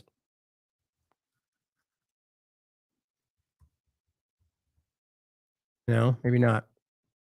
Shoot. Oh, well, I'm just going to go through it so I don't waste your guys' time trying to find it. Nothing ever works, does it? So the point overall is Israeli commission on October 7th, rape claims exposed as fraud. Now it's saying basically the White House received, I'll just say Elkayam Levy, the woman here, who they described in a press statement as the chair of Israel's Civil Commission, which doesn't exist, by the way. Not really. The subject of multiple media profiles, she played a key role in giving legitimacy to their claims, which, by the way, are baseless. But now, she says her commission have been exposed as frauds, both of her and her commission. It says this comes even after New York Times just debunked its own claims from the previous Screams Without Words article, which has been roundly debunked by even corporate media. Now, during her meeting with Biden officials, she spoke about her work to gather testimony, document evidence, and we went over all of this. Now, at the meeting, they came out arguing that this exposed everything, right? It was all this article, and we talked about this exact article, testimony after testimony, right? Well, it turned out there wasn't any testimony. That the article itself said explicitly, thus far, the commission has not taken testimony directly, but it will begin to do so soon. So how do you possibly pretend like that is testimony after testimony? What you're doing is the same thing we keep pointing out, is regurgitating what has been told to you by IDF and other people that have already been caught lying, and then organizing that, packaging it a different way, putting out a new article. Then New York Times cites this article as new evidence. It's not, though. It's just the same recycling of the same things. We keep showing you this, which, by the way, I would still argue does not prove that it didn't happen. What it does, though, is make any real claims that might come out wildly less believable because of what they've done. Now it says,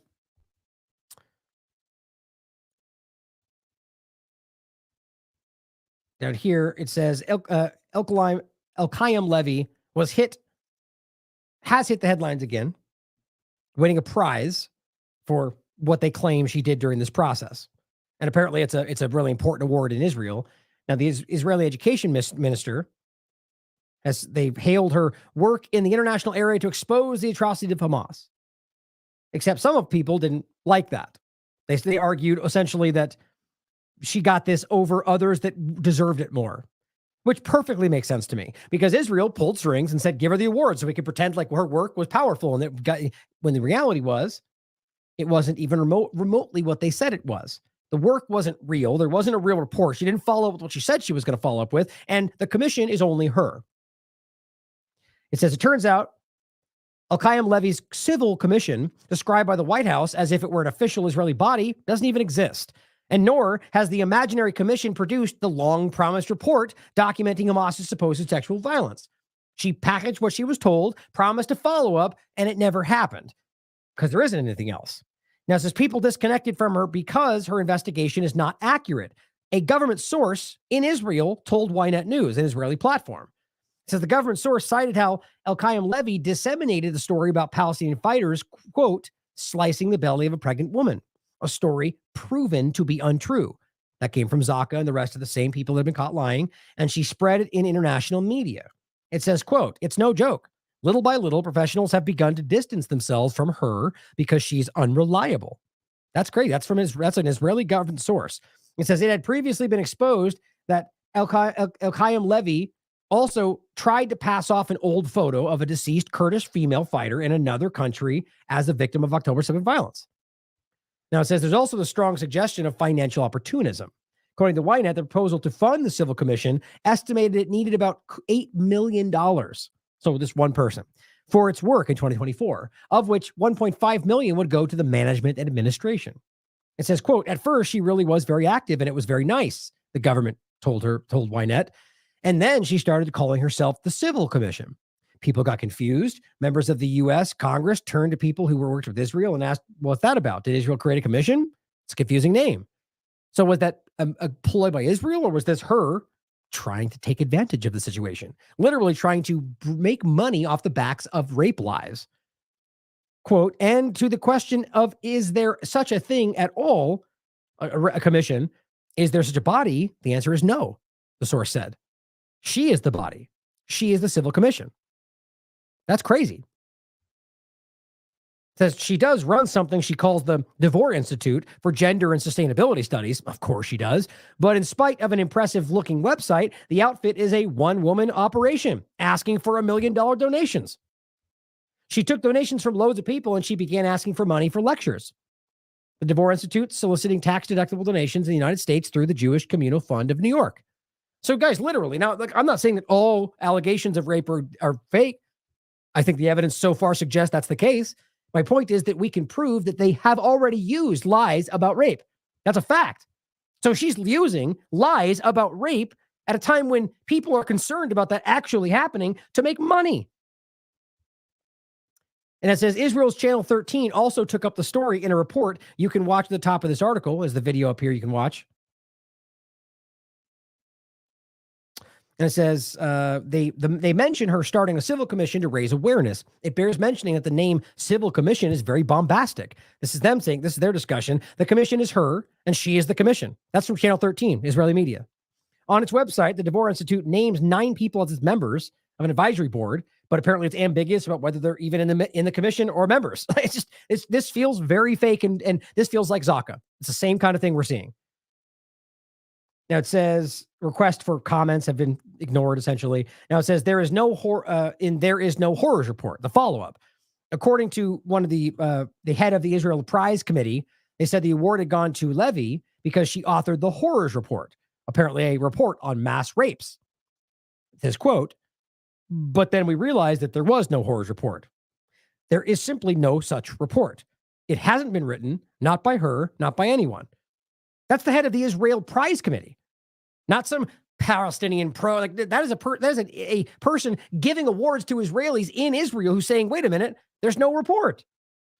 I mean, this is so obviously a manipulation.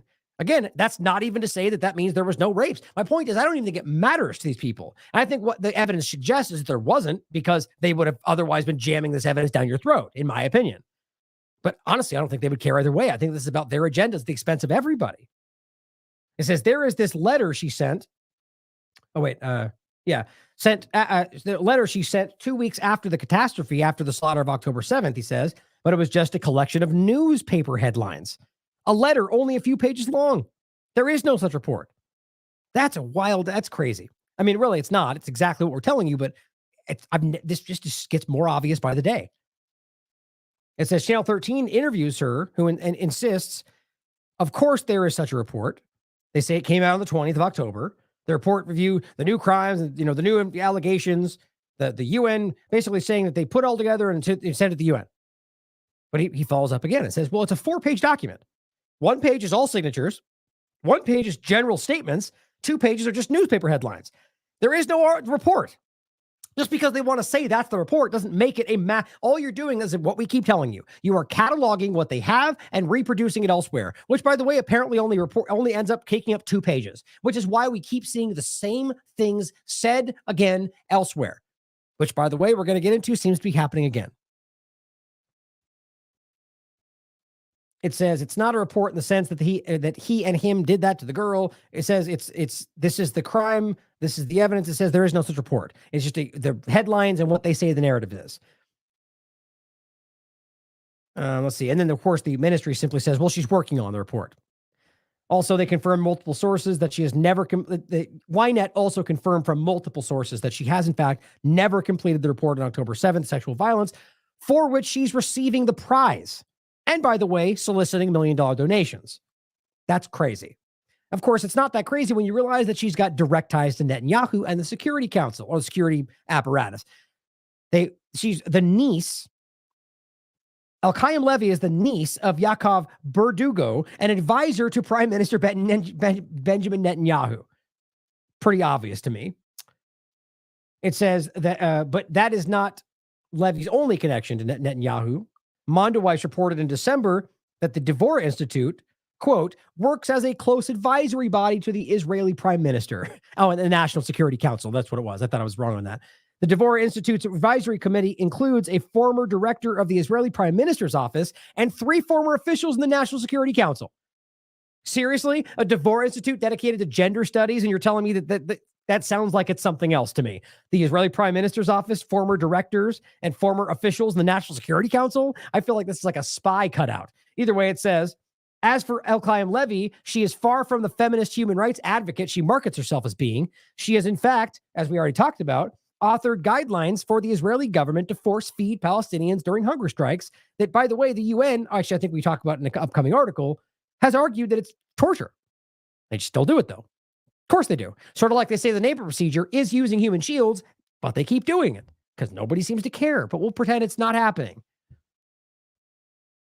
It says the revelations about Levy's investigation being a fraud will continue to come as no surprise to readers of the Electronic Intifada. Here's a video they did back in December, exposing it all. Now it says the New York Times debunks its own reporting. The exposure of Levy comes as another key element of Israel's mass rapes narrative has been debunked by the New York Times, the same paper that helped spread the false claims in the first place. In their fraudulent Screams Without Words article published on 20th of December, purportedly the 2-month investigation corroborating a broad pattern of sexual violence, the reporters you've heard, which I'll show you, the squirrel keeps breaking these down for everybody, Gentleman, Schwartz, and Sella, including a horrifying story told to them by a paramedic in an Israeli commando unit. And these are all the stories that we've all shown now that article in particular and those 3 writers in particular and specifically have been shown to be, I mean, I can't believe the New York Times is still even leaning into these people and these same articles. And the one, by the way, is still not even taken down. It says the paramedic said that he had found the bodies of 2 teenage girls in a room in, of course, Kibbutz Be'eri. It says, quote, one was lying on her side. This is a story that New York Times and all those writers have stood by, even though it's a lie. One was lying on her side, he said, boxer shorts ripped, bruises by her groin. The other was sprawled by the face down, pajama pants pulled to her knees, bottoms exposed, and so on. The paramedic did not document the scene. Why is that? I mean, none of them ever. That was guys, that was a choice. That was an order, just like standing down on October 7th. There's no way around that. Now it says the Israeli military allowed the paramedic to speak with reporters on the condition that he would not be identified. Why? It's so alarmingly obvious that this is about controlling the narrative. Now it says, The same story had already been reported by numerous outlets, of course, because that's how this works. AP, CNN, Washington Post, they just dumped out the Israeli claims. Now it says, but on March 25th, the Times conceded that, quote, new video has surfaced that undercut the account of the Israeli military paramedic who said two teenagers, killed in the Hamas-led terrorist attack were sexually assaulted. The newspaper states the footage taken by the Israeli soldier, quote, which was viewed by leading community members in February and by the Times this month, shows the bodies of 3 female victims fully clothed and with no apparent signs of sexual violence at a home where many residents had believed sexual assaults had occurred. Okay, so the point is they lied about that. Why would they make up a story about how they were all raped and bruised? And because they're lying to you, because there was a clear agenda to make these stories up. There's no way this happens this consistently in the same way across multiple people, all coming from positions of authority. That's my opinion, obviously, but I think it's very clear. Now, it says residents of Caboose Berry who viewed the footage, and we've already told you this, they spoke up and said in no other home in Berry were 2 teenage girls killed, and they concluded from the video that the girls had not been sexually assaulted. So they gave you the names. They said this happened to them in this area. Their family spoke up and said that didn't happen, and they still lie. They're still lying about it today. The Times said, and then, again, AP, Washington Post, they all shared this, just like the beheaded baby story.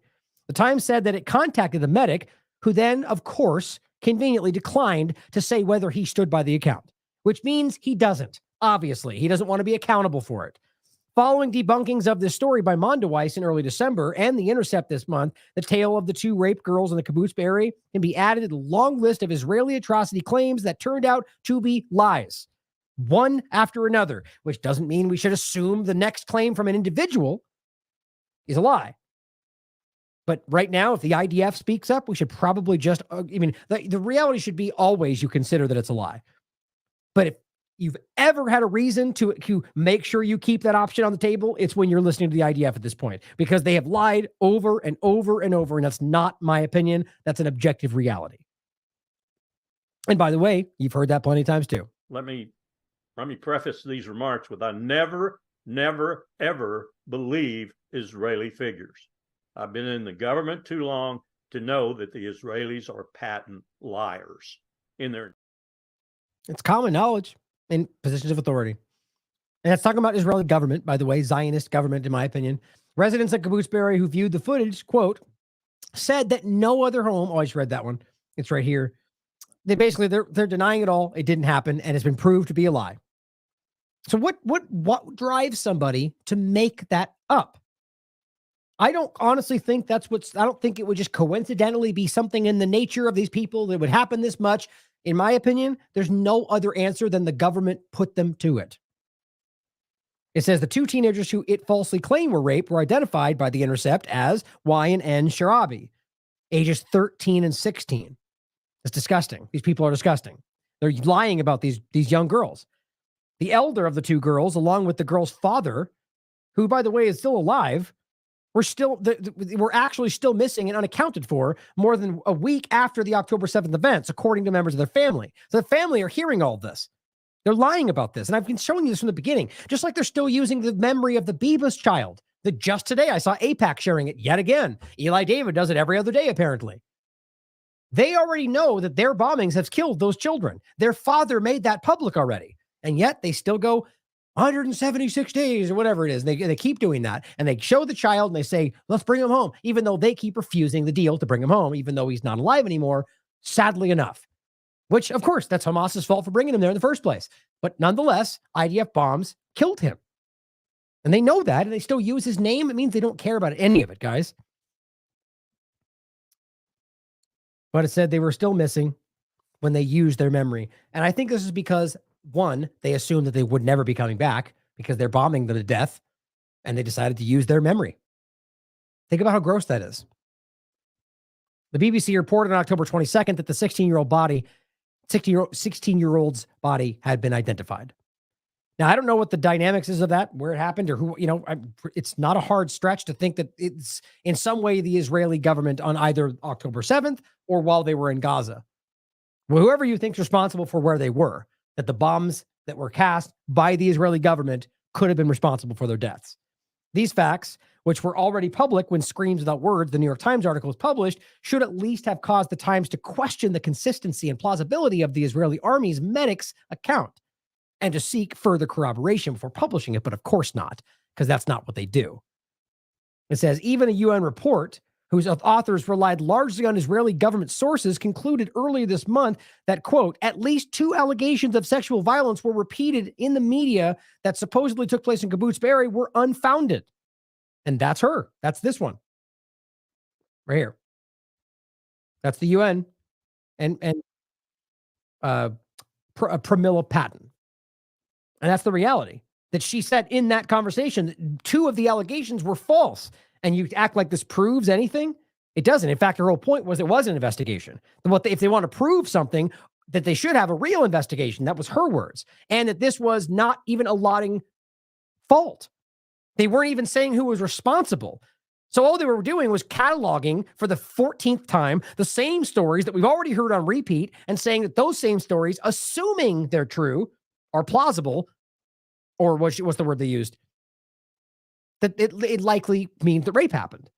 Well, it's the same story if they're accurate and if we can prove they're true. But they used her like they used everybody else, and they run right over the top of it and said, proven, proven, proven. It's not true.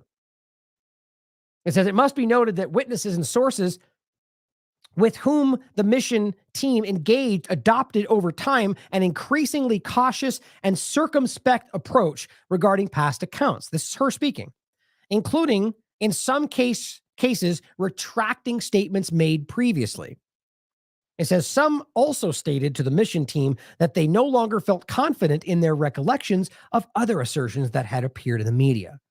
Overall, she says the mission team was unable to establish whether sexual violence occurred in Kibbutz Be'eri.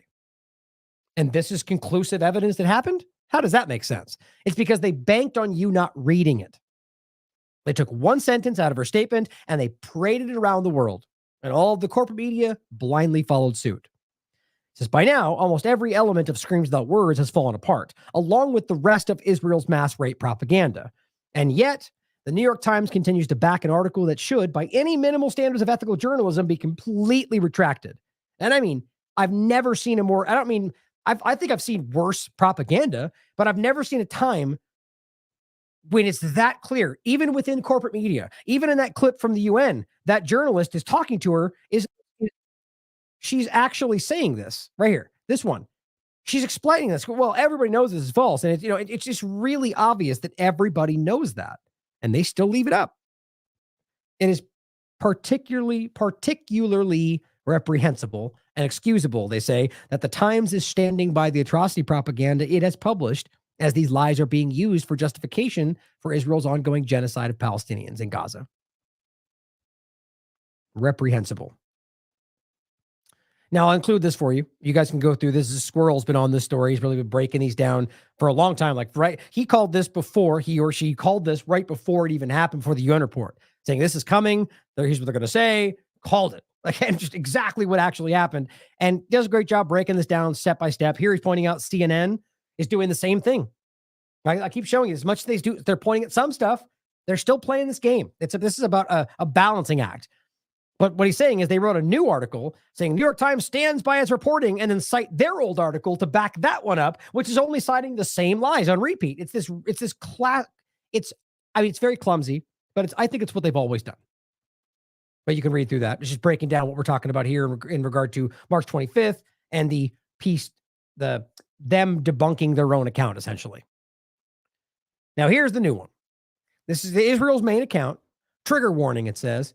Former hostage Amit Susana was sexually assaulted at gunpoint by Hamas terrorists in captivity. This is what they're claiming. This is what her report shows, and we'll talk about that. Amit has decided to share her story publicly to raise awareness about the plight of Israeli hostages who are being held in captive by Hamas, despite the fact that literally every other one of them has still maintained their story to this day, actually except one other one that weirdly after 2 months decided to say the exact opposite of everything she said when she came back, which is pretty suspicious. Everybody else says the opposite. They were treated kindly. They were given food. They were, which doesn't mean it all happened. Maybe it doesn't mean she's lying. All it means is we have to weigh these things especially with all the lies so far, with whether or not we think this is another ploy by the Israeli government Think about how hard that makes it for her if she is telling the truth. Whose fault is that but Israel's? Because we cannot imagine how difficult it has been for Amit to relive these moments. Well, it's also worth noting that she didn't say any of this, despite multiple times she spoke out about what happened since she came back, which, by the way, was in November. November 24th, on the temporary ceasefires when she came back. That was when they let people back. So it's been this long. Now, that doesn't mean that it's a hard thing to talk about. It truly is. I think it's actually pretty common that people don't really want to get into it. So just because she didn't say it until now wouldn't mean that she was lying. But it's obvious that we have every reason everywhere possible at this point to question this. Which, by the way, we should be doing that anyway. The idea that you're not supposed to question these things is only a manipulative, emotional game that gets applied to very sensitive political talking points. Like with Kavanaugh, believe women. Well, why would you ever just broad stroke and say believe them no matter what? That's childish and stupid and naive, and everybody knows that, but it's applied and people are shouted down when it's important, like right now. Usually when people are lying. Now, that being said, let's go into this. Let's talk about the actual article itself. And what I'm not going to do in this is go through and read the 7-paragraph explicit discussion about what she says happened. If you want to read it, feel free. I think the point is I'll tell you generally, she's telling you that she was abused, saying that, and what's weird about this, and one of the points I'll say from, actually I will play that next, here, from another thread from the Squirrel talking about this article, is that not the word rape isn't mentioned once in this entire article. Which doesn't have to. We're talking about sexual abuse, but I find it interesting. And really, the real point comes back to the idea of systemic rape, the idea of a planned, systematic rape of Palestinians, or of Israelis. That's been the real big push. And again, from day one in this conversation, what have I been saying? There has always been evidence that was suggestive of sexual abuse. Not proof, and not systemic mass rape plan step 1, 2, 3, but that it's, and again, even any war, it's common this stuff happens, which is disgusting, and we shouldn't be okay with that, but it is. So the fact that this could have happened is not that shocking. The real point is about the bigger manipulation around all of it, and the fact that we already can prove that Israel's been caught lying about this. So the question then becomes, was she coerced into this? Is she just now finally coming forward and it's impossible because of what they've lied about, which is their fault? It's all certainly possible. So consider what this is being said, but let's go through a couple points. And this is, what was I going to say? The title is Israeli hostage says she was sexually assaulted and tortured in Gaza. Now, if you look at her original report, it does, right out of the gate, she came out saying that she was abused, she was beat up, she was dragged into a tunnel, and that it was terrifying, which I think it is probably for all of them. But her story, or her relaying of her events, have been more extreme than most of the rest we've seen, which doesn't mean she's lying. I mean, I really don't even think it's that hard for us to think that if, let's just say you think that everyone else is still telling the truth, maybe she just got the mean person, or maybe the rest of them are that bad and it was all to lie to you for another propaganda push. The point is, it's certainly possible that she was treated poorly, which I think seems more likely than anything when you're talking about the dynamic of what's happening. But overall, dragged her back by gunpoint back to a child's bedroom, kind of locked her in by the ankles, I guess. And then essentially it starts off where she's saying the person came in and sort of was touching her without her wanting that. And ultimately goes forward to say that he forced her by gun to commit sexual acts on him, which I don't know why the word rape wouldn't be used here. It's exactly what that would be. So I find that really interesting. I find that's telling for some reason, but in a lot of ways, but that's really abstract at this point, but you could guess into it. I find that odd, especially when you're this whole push. Maybe that's just New York Times kind of soft footing this because of how many times they've screwed this up already. I don't know. But overall, the point comes down to the claim that she was abused while in Gaza. Not October 7th, but she was apparently beat and dragged. She was fighting the whole time and taken back to Gaza, where then in a room, she was abused by one individual, as it seems, basically based on what she's discussing. It was ongoing. Now, guys, that seems like, okay, this is what I was saying from the before.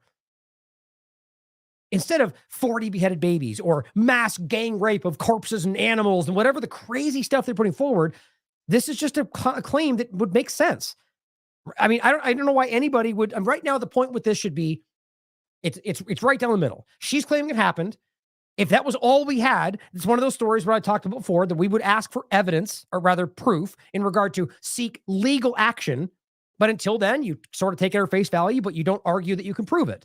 That's always how this should go. You don't pretend it's real without any proof, but you engage with it because she's claiming that and you're standing by her word, and you go forward and you look for proof because you want legal action, because you can't have legal action without proving it, especially in Israel, in fact. So, but my point is, you come back to this, well, we're dealing with a stage full of 45 different debunked lies already. So that makes it much more difficult. But that's probably where we have to leave it until we can get more specific proof from her. And that makes that damn impossible because of them. But it goes, and this is where I think is important. It says, for months, Hamas and its supporters have denied that its members sexually abused people in captivity or during October 7th terrorist attack. This month, a United Nations report said there was, quote, and this is what I was just telling you, clear and convincing information. That's the quote. Then it goes that some hostages had suffered sexual violence and that there was reasonable grounds to believe sexual violence occurred during the raid, while acknowledging the challenges and limitations of examining the issue. Like, that is just plucking out these quotes when the truth is what I just read to you. They explicitly state in the actual discussion, which again, I'll include the video for you. Where was it? That overall, the mission team was unable to establish whether sexual violence occurred. That's directly from the report.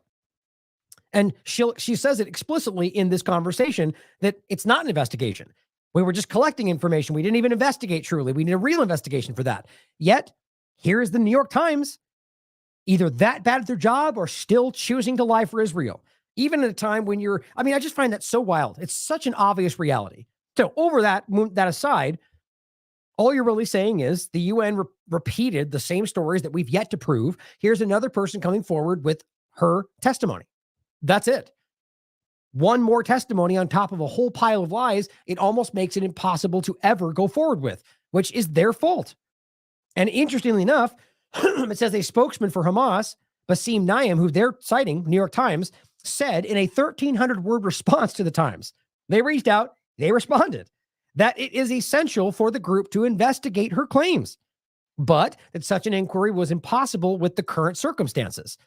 Isn't that crazy? And it's an excellent point that was made by, right here, Steve W. We'll play this clip next. He says, and this is another person breaking this down, reading directly from the report, citing what they wrote in the New York Times, that person responded. You could say they're lying. Maybe they are. What's interesting, though, as he points out, compare what they just said to the response to an Israeli allegation of sexual abuse excuse me, I'm just read that wrong. Compare Hamas's response to an Israeli allegation of sexual abuse to Israel's response to U.S. evidence of the rape of a 13-year-old Palestinian boy. And you've seen this clip, but if you haven't, this is important. This is the difference. This is how Israel responded to a valid claim that the U.S. government could prove. Every day, we have to condemn the atrocities that happen every day to Palestinians in the West Bank.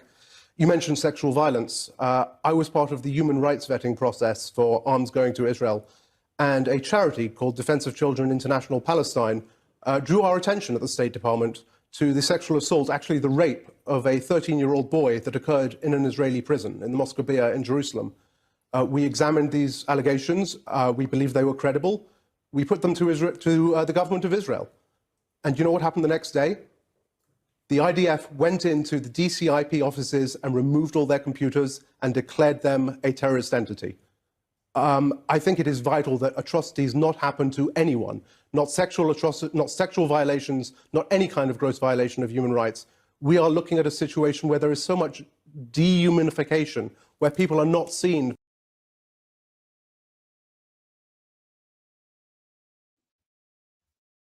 So that's why he resigned, right? He spoke up, nobody cared. And he resigned in protest over sending arms to Israel when they don't care. I mean, he was very clear about this. And we talked about it at the time. This was October 19th, 2023. It was right afterward. And he resigned in protest. How dare you send them arms while they're murdering people? How dare you send them arms while they're actually literally going after Like, so you expose they're raping children, and instead of going after the people that rape children, you shut down the group that exposed it and named them a terrorist organization. Guys, it's just so explicit. It's so on the surface. And so the overall point from this is, again, I want to be very clear about this. At this point, until we have some other more than just testimony, it ultimately is that she could be telling the truth, and it wouldn't be that hard to see. I don't know why we would disregard that anybody's capable of this and as individual in any context of war. And that Israel, because they've lied so incredibly around this, that it's probably never going to be other, unless we have some level of actual proof, forensic evidence, that she'll be left to struggle with this because of the fact that they've provably lied about this from day one. That's Israel's fault. And here, again, is just, I think we can actually just go past that. Was the clip from the UN? Let me see if I even no, I didn't even download it, so we'll just skip it. But you should watch this. It's exactly what I said. I wanted to play some because people that, I shouldn't do that because people that are going to disregard they're going to listen. They wouldn't even listen to it probably. But the video itself says exactly what I'm saying, and she says it explicitly, exactly what I laid out. It was not an investigation. We didn't even decide who was at fault, and yet they immediately said, "See, it proved Hamas raped everybody." Well, if they didn't prove anything because it wasn't a real investigation, and they didn't even allot fault to anybody, how can you say either of those things? Because they're dishonest. That's why. Now, again, here's the Discworld outline of this. If you want to read more about this article itself, he goes through this and breaks down the things he thinks it doesn't make sense. That's where I got the point here. Do a search for the term rape. It doesn't occur in over 4,000 words in a piece about rape. I also find that strange, but you can read through this, and he's got a lot to say about why he thinks this is questionable and so on. And I think there's valid reason to be questioning this. Absolutely. Now, this goes further. Here's the Limkin Institute for Genocide Prevention. This was on February 9th. I hadn't seen this, and I wanted to reiterate this last month, so it's not old by any means. Statement on the evidence of sexualized violence against Israeli women during Hamas attack on October 7th. There's a lot of important things in this. Now, this is a very objective, balanced overview. They go through. Now, I'm only highlighting what I think is most relevant to what we're discussing. There's a lot more in here. I believe I'm giving you a pretty clear look on the overview of this, but make sure you read it all. I'm not trying to omit anything. It's saying accurate reporting on gender-based violence committed by Hamas militants has been hampered by the failure of emergency response personnel to document evidence of sexualized violence in the wake of October 7th. First point, lacking of any forensic investigation. I find this impossible to believe. Somebody either directed them not to, or there wasn't any, because the reality is you had multiple levels of forensic possible investigation from the what's the word I'm looking for? People that collected the bodies, from the people that investigated the crime scenes, from any of it, guys. There was a week time frame where they should have been collecting evidence. In many points, that was their sole objective, and yet we act like they just didn't do it. Even though this became the foundational argument for, I don't believe that. I think it's actually highly impossible, or I was just unlikely. It says accurate reporting has been further hampered by the efforts of Israeli state to use sexualized violence in a politicized manner to justify the genocide it is committing in response to Hamas's attacks. Now, you could argue that right out of the gate, they just believed that there was rape, but didn't prove that, so just decided to go hot with the argument, or they lied about it because it didn't happen. But however you look at it, because they lied and because they went so aggressive, you have every right to believe that they're lying to you. And it's the same point made about anti-Semitism. Nobody honest is pretending that there's no racism in the world. But by them calling everything not racist anti-Semitism, everything that criticizes the Israeli government, you are in fact undermining the reality of that racism, and you are putting Jewish people, or any Semite, in fact, including Palestinians, more at risk by pretending it doesn't exist. And it says both of these hindrances have led to a situation where the reliability of evidence of sexualized violence on October 7th is either overstated or belittled. Exactly. And you know what? The Limkin Institute is highly respected. It's exactly what I was saying, and I think the point is very clear. It says this analysis has led us to conclude that ultimately it is not the absence of physical evidence that has stood in the way of a unified international outcry regarding sexualized violence on October 7th, but the instrumentalization of sexualized violence by the Israeli state for propaganda purposes that seek to dehumanize Palestinian men and justify genocide. Now, understand, when they say it's not the absence of physical evidence, that is simply to say that there is evidence. There has been evidence, and we've pointed them out. And by the way, they go over pretty much the only two real examples that they have of evidence of the videos we've seen, but there is evidence. What they're saying, though, is that it's the fact that they have chosen to lie over all of it that has made this impossible. Same point that we were just saying. It says, as we noted in our active genocide alert from October 13th, the claims of sexualized violence committed by Hamas were reported by the Los Angeles Times immediately after October 7th. And then immediately retracted on October 9th due to what the LA Times deemed a lack of evidence. So right in the beginning, for whatever reason, they came hot out of the gate and just published what they were told and then decided to check for evidence. Like, that's a confusing dynamic for me, because if they were going to blindly toe the line for Israel, why would they then later check for evidence? Or if they didn't do that, are we admitting that you don't do your due diligence before you publish an article? I mean, that's crazy. I don't know what, I think there might have been that some of them were willing to do this and somebody caught wind of it and was like, wait, there's no evidence here. I don't know. Either way, that happened, and it was really embarrassing right out of the gate for their lies, and they were lies about the rape allegations. Reports of sexualized violence were being made alongside reports of other atrocities, such as, and we've told you many times and showed you before we got into this segment, beheaded babies, 40 beheaded babies that even Biden lied about that turned out to be lies. And this is as the Limkin Institute stated in their October 13th report, in light of the misinformation and disinformation flourishing at the moment, the Institute's analysis may change as new facts emerge. And they're talking about the Israeli government, guys. The head of the International Crime Investigations Unit of the Israeli police, Meni Benjamin, stated during the December 4th New York Times interview that, quote, dozens of women and some men even were raped by Hamas militants on October 7th. Well, that seems to have fallen off the narrative, but I guess it doesn't matter, right? Just see what sticks. Throw it all at the wall. Hamas officials denied reports of sexual violence, arguing that it violates Islamic principles, which they have, and they've maintained from the beginning, but certainly could be a lie. And the point there would be, even if that's true, which a lot of Palestinians do argue, and quite frankly, the more I look into this seems like a more, based on history and everything else, makes more sense. But I don't know why we'd pretend that every one of them would feel the same way. I highly doubt that every one of them even believes in all the same things. Maybe there's still Mossad assets in there too. Like, these are real concepts. So for whatever the reason being, it's not hard to imagine that some of them might not care or might do things on their own or might even take advantage. This is what happens during genocide or war, right? The point being that what they're doing to people in Palestine, and that's what we're going to get into in regard to what they're doing in Gaza. And this is the point they make in the article, that during a genocide, it's almost ubiquitous. Or if you're just living under an occupied territory and act with complete impunity, either way.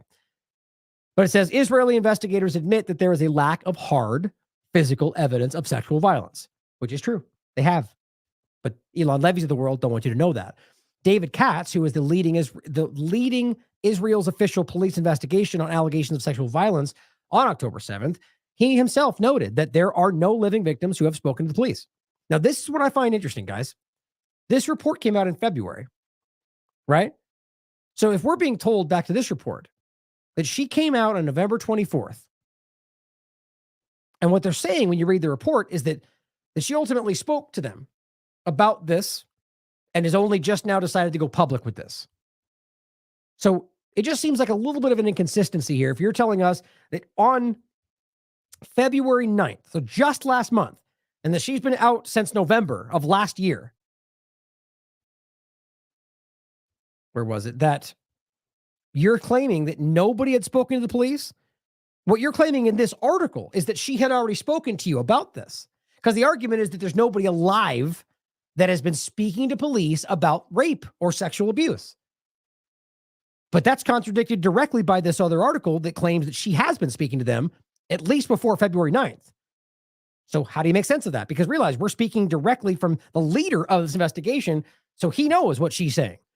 So there's an inconsistency right there, that they're telling us that we don't have any evidence that they have spoken to. That's what he says as the lead investigator, which is contradicted by the New York Times that claims that they've been speaking to her before that. You guys tell you that's the only one thing I could find that puts a little bit of a doubt in my mind about what she may be saying, other than the obvious. Now it says Israeli women's rights organizations have complained that emergency response crews did not collect evidence of sexualized violence from the bodies of victims, severely limiting and severely limiting an understanding of gender-based violence during Hamas's attack. Again, same point from before. Nobody should take that at face value. That's ridiculous. That means that all these groups and all these people just didn't do their jobs, didn't think to do the one thing it just doesn't make any sense to me. That's either directed or they didn't find it. That's what I think happened. And one more point back to the last point again, is just to argue that we've seen, personally, I think I've reported on at least 4 or 5 different examples where we've proven that somebody was publicly coming out and relaying a narrative that they claimed they saw that we later proved never happened. So that's another point to consider about whatever don't forget those Nova people, the Nova Festival people that came back, that were institutionalized because they had mental breakdowns. Was that what happened? Or did they have stories they didn't want us to hear? I wonder what's actually going on behind the scenes here about what is being done to make these people decide to tell a certain story. We have to consider that. Now it says 4 separate organizations responded to the attacks. 4 different groups who all could have been capable of forensic investigation, and none were prepared to discover high levels of sexualized violence. Why? Furthermore, and by the way, this is at a time when that narrative was already spinning. They were being told there was rape and there was murder. That was early in the conversation. And yet they weren't prepared? Oh, let's go another day forward. Let's go 3 days forward. So you're telling me after they've already got the bodies, after they've already done all the investigation, then there's another 4 days left. There was a 7-day window as written by Haaretz and spoken directly by the Forensic Institute, the leading forensic investigator. So there's 4 more days left and no one goes, hey, as rape allegations are flying everywhere, let's do forensic investigation. Come on, guys. It's so transparent that this didn't happen or they didn't find anything. Now, it says 4 different groups. Furthermore, first responders and morgue workers. So that's 6 different groups who all can have that possibility, who responded in the aftermath of the attack, did not have time or capacity to test for sexual violence. Really? They also followed Jewish burial traditions. This is one of the arguments that I think is just the worst, most flimsy, which require that funerals occur quickly following death. Yeah, so we just ignore the investigations or laws or rape allegations because, that you're telling me the families were like, no, we don't care if she was raped, just bury her. Because clearly they're speaking to the families, right? That's the whole point. That's the families wanting, I do not believe that. In any case, the evidence is clear on both sides of this. All we have is narrative, and later that they've been shown to be lying about most of what they said, including from the people that were there. Zaka were first responders. Now it says many of the dead who may have been victims of sexual abuse were buried before medical examinations could even take place. Are you kidding me? So you realize that it took 7 days for the forensic evidence to no longer be accessible. And that happened. They wrote about it. They said, well, that's now gone. Before this, so there's a 7-day period where they hadn't done any of this yet. And we're supposed to pretend that they then went on to bury them without any more investigation. Guys, we're being lied to at such an aggressive level. It's overwhelming. It really is hard to think anybody's truly capable of this. It says the exposure of many atrocity stories as unfounded, they exposed them. That's the ones we keep talking about, such as the now infamous beheaded baby story, made that lie made it difficult to separate the lie from what's reliable. Now, it says, despite the challenges of collecting physical evidence, Israeli officials have still collected forms of evidence from which they determined that sexual assault was widespread. That's what they claim. For example, they've collected the body cameras of Hamas militants, which I still think is strange, by the way. I said that right in the beginning.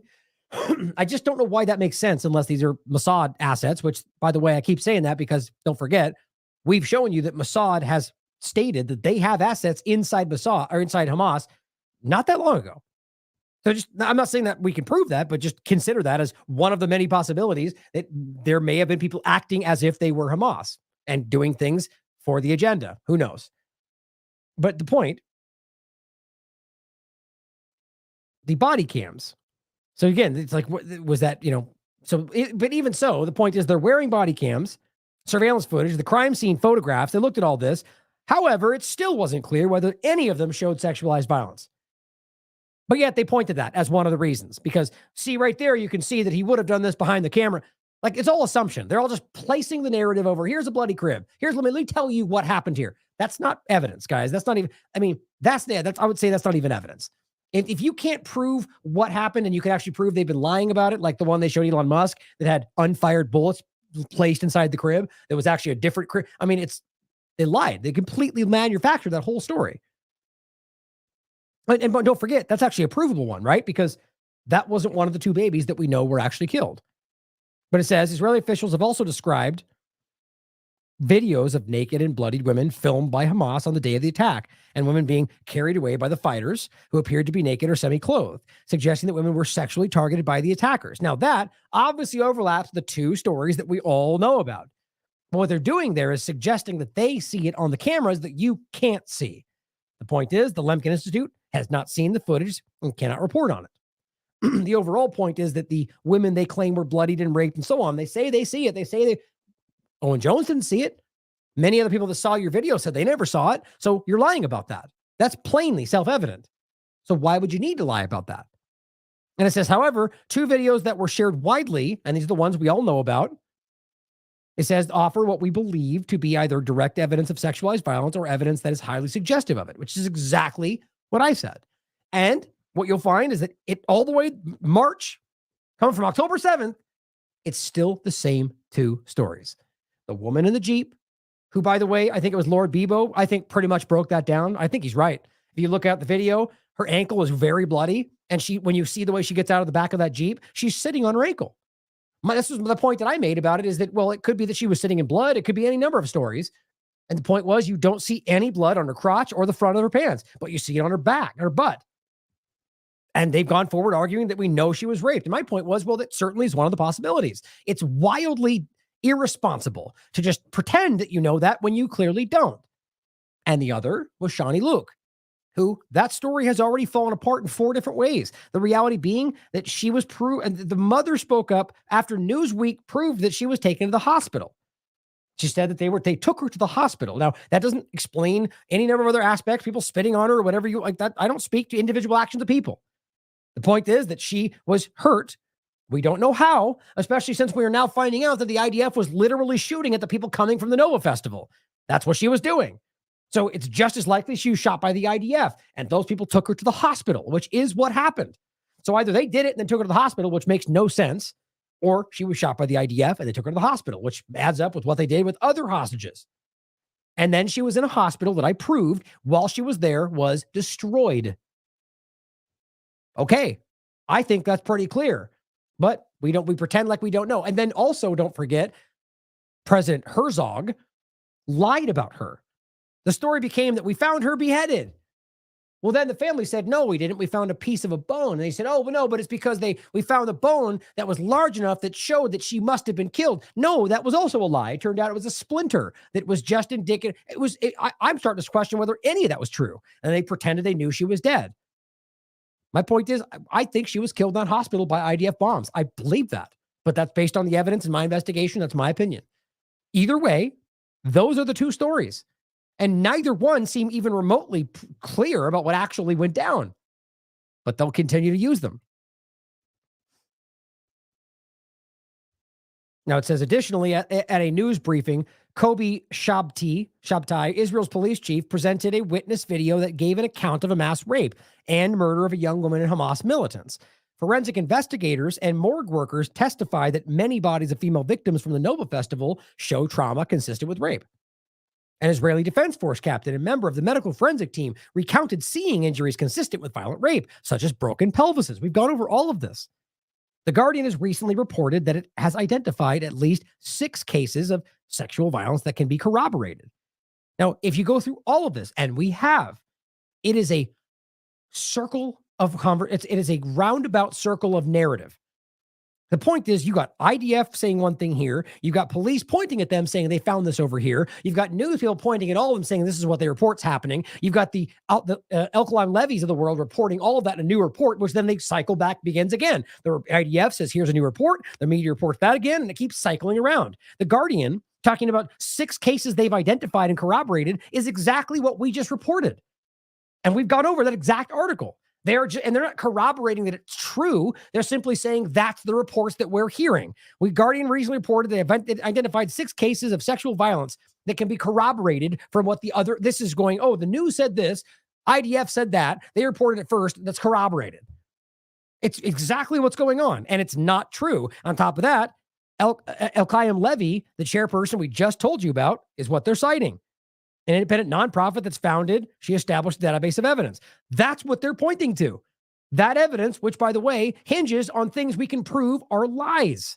Using images that aren't really there, getting caught manufacturing entire narratives based on ZACU members' testimony, just like the UN. So my point is this cycle continues. And the Lemkin Institute just being objective here, which I agree with, simply saying this is what they're claiming, and this is what she's put forward. But as it goes on, you can tell it's very clear that they're, at the very least, skeptical. According to the Israeli Welfare Ministry, 5 women and 1 man have sought help for sexual violence they experienced on October 7th. So far, however, none of the survivors have spoken publicly. Now, again, this is written before this one, which, by the way, I wouldn't even say this is publicly. This is through the New York Times and through the IDF still. Now, that's not to say she can't come out and speak about it, which would be difficult, which I don't even think is fair to ask of somebody to publicly come out and address what happened. It's not, for me, it's more so about the body of evidence. It's not that hard to wrap your mind around one Hamas member doing something to her in a room. The point is about the idea and allegations of mass sexual violence perpetrated in the intent to destroy people. That's what this is really about. Now, it says an important article by Pulitzer Prize-winning journalist Jeffrey Gettleman, which is, again, they're citing the New York Times article that we have proven and they've admitted was false. Published in the New York Times on December 16th, provided some of the most thorough accounting of the evidence. That doesn't mean true, just thorough accounting of what the evidence that's been presented, which is all testimony, which is most of it has turned out to be completely recycled nonsense.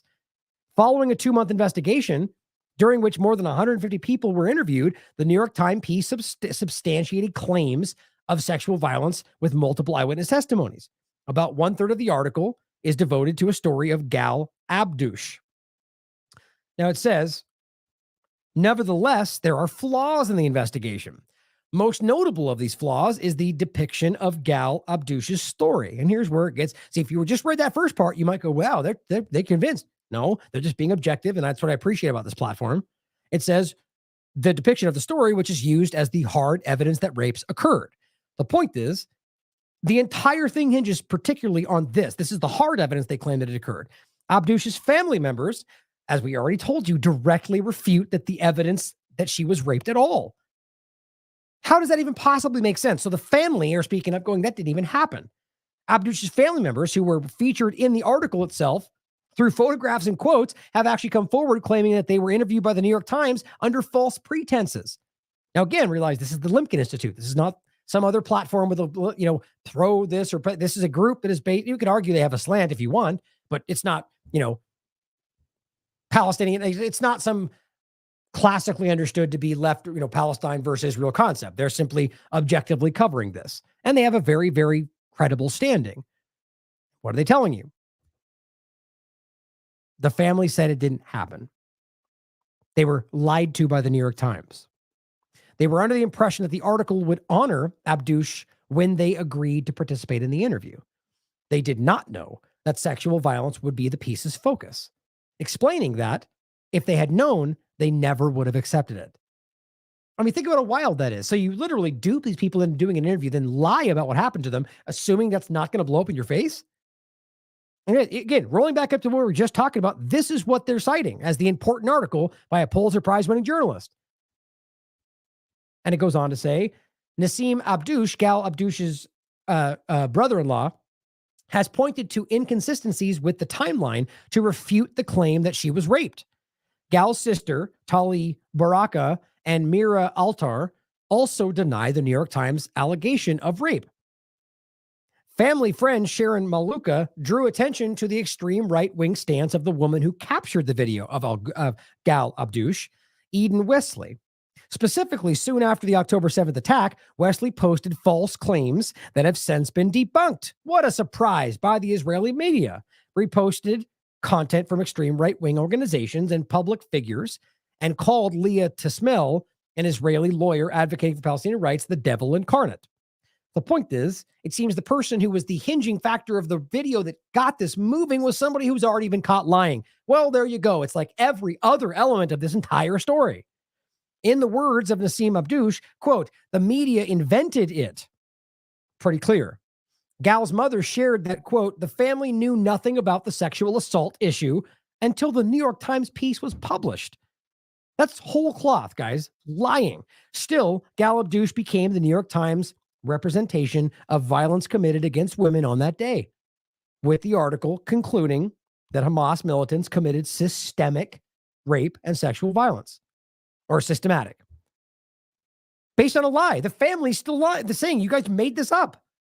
The New York Times, alongside other Western media outlets that have published stories on the systematic pattern of sexual violence on October 7th, such as the BBC, has relied heavily on testimonies from Israeli soldiers, paramedics like Zaka and the rest of them, or rather first responders, who are part of the Israeli command units, and individuals affiliated with the IDF.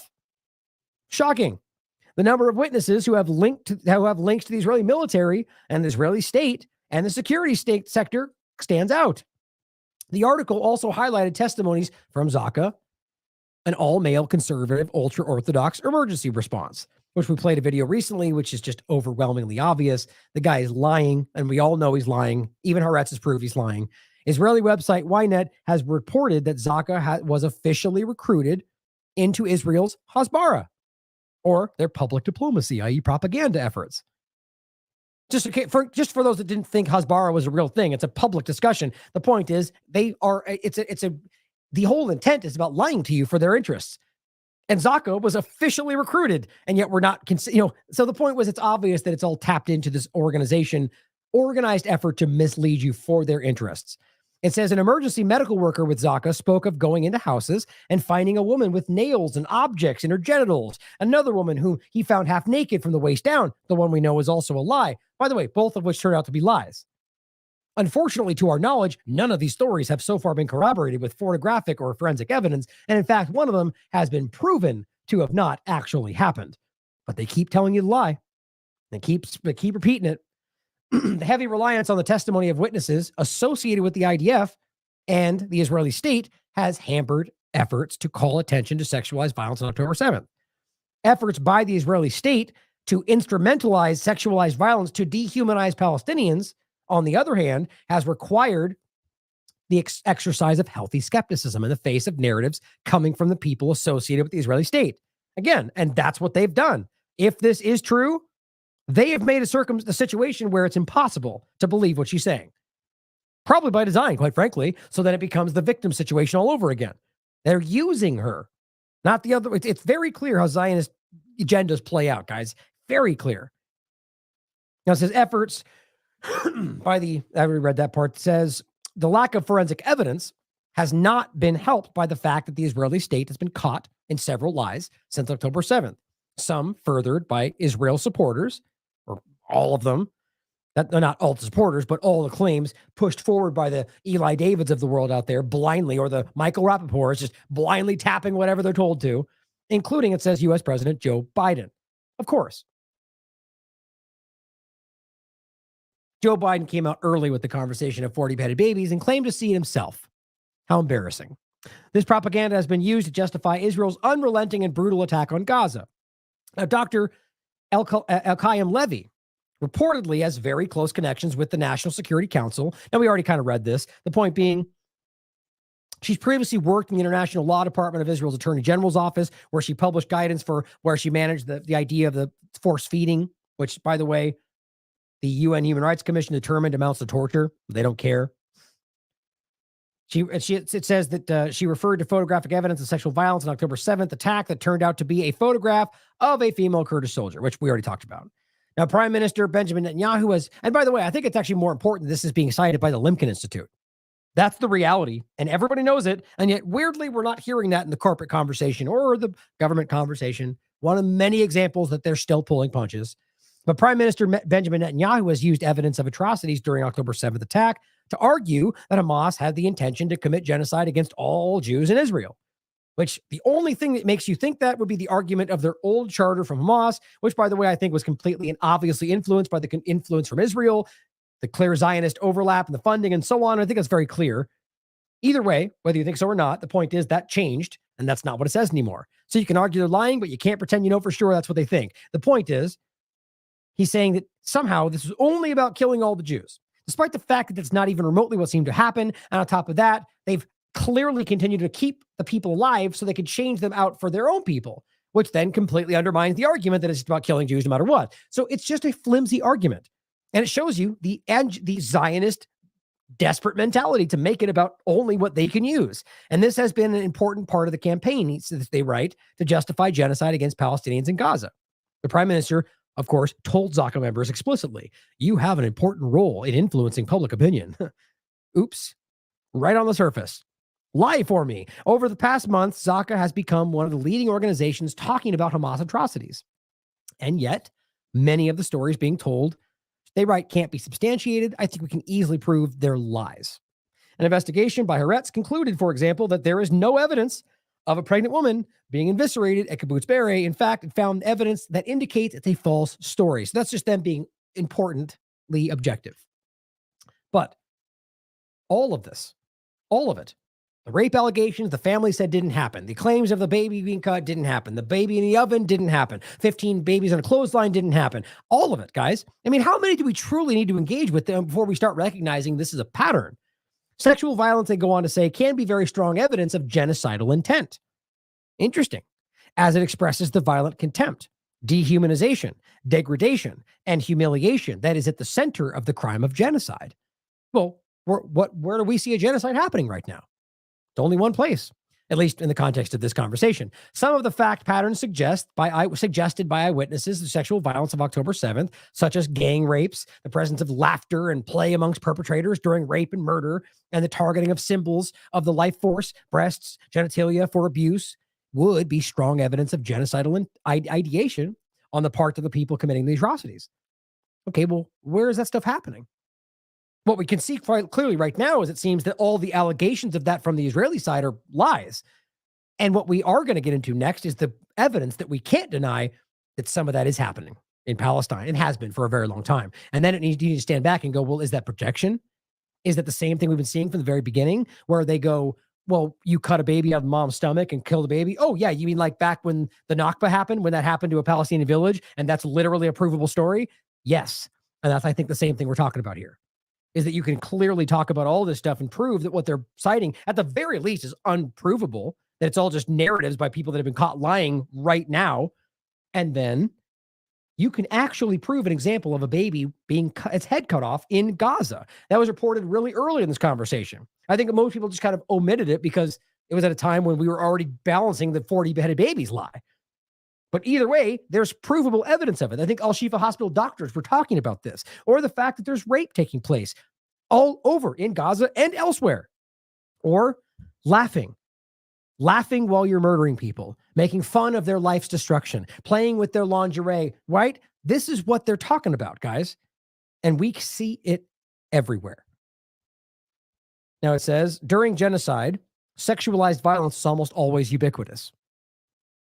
So it would not be surprising if sexual violence occurred, or even that it was widespread on October 7th. Well, it's very clearly that October 7th, there was by every single metric, every single measure of what genocide is when it comes to the Genocide Convention was not met on October 7th, no matter what.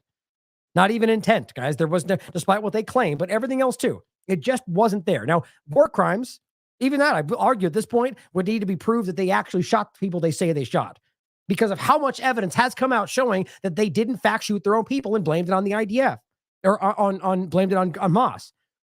But just keeping that in kind of ambiguous, the point is there were crimes for sure committed by Hamas. But now, if we're watching a genocide take place, we need to be asking about this stuff over here. Is sexual violence occurring? I mean, it's a no man's land out there, especially in the north right now. There are people still existing. There's still IDF members. God only knows what they're doing to people. If they were doing this before October 7th, what do you think they're doing now?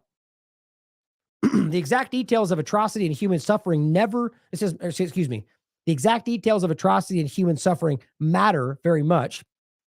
So painstakingly attempts must be undertaken to order in order, God, I can't talk right now, in order to try to get these details as right as possible, even given the enormous obstacles to collecting evidence in this case.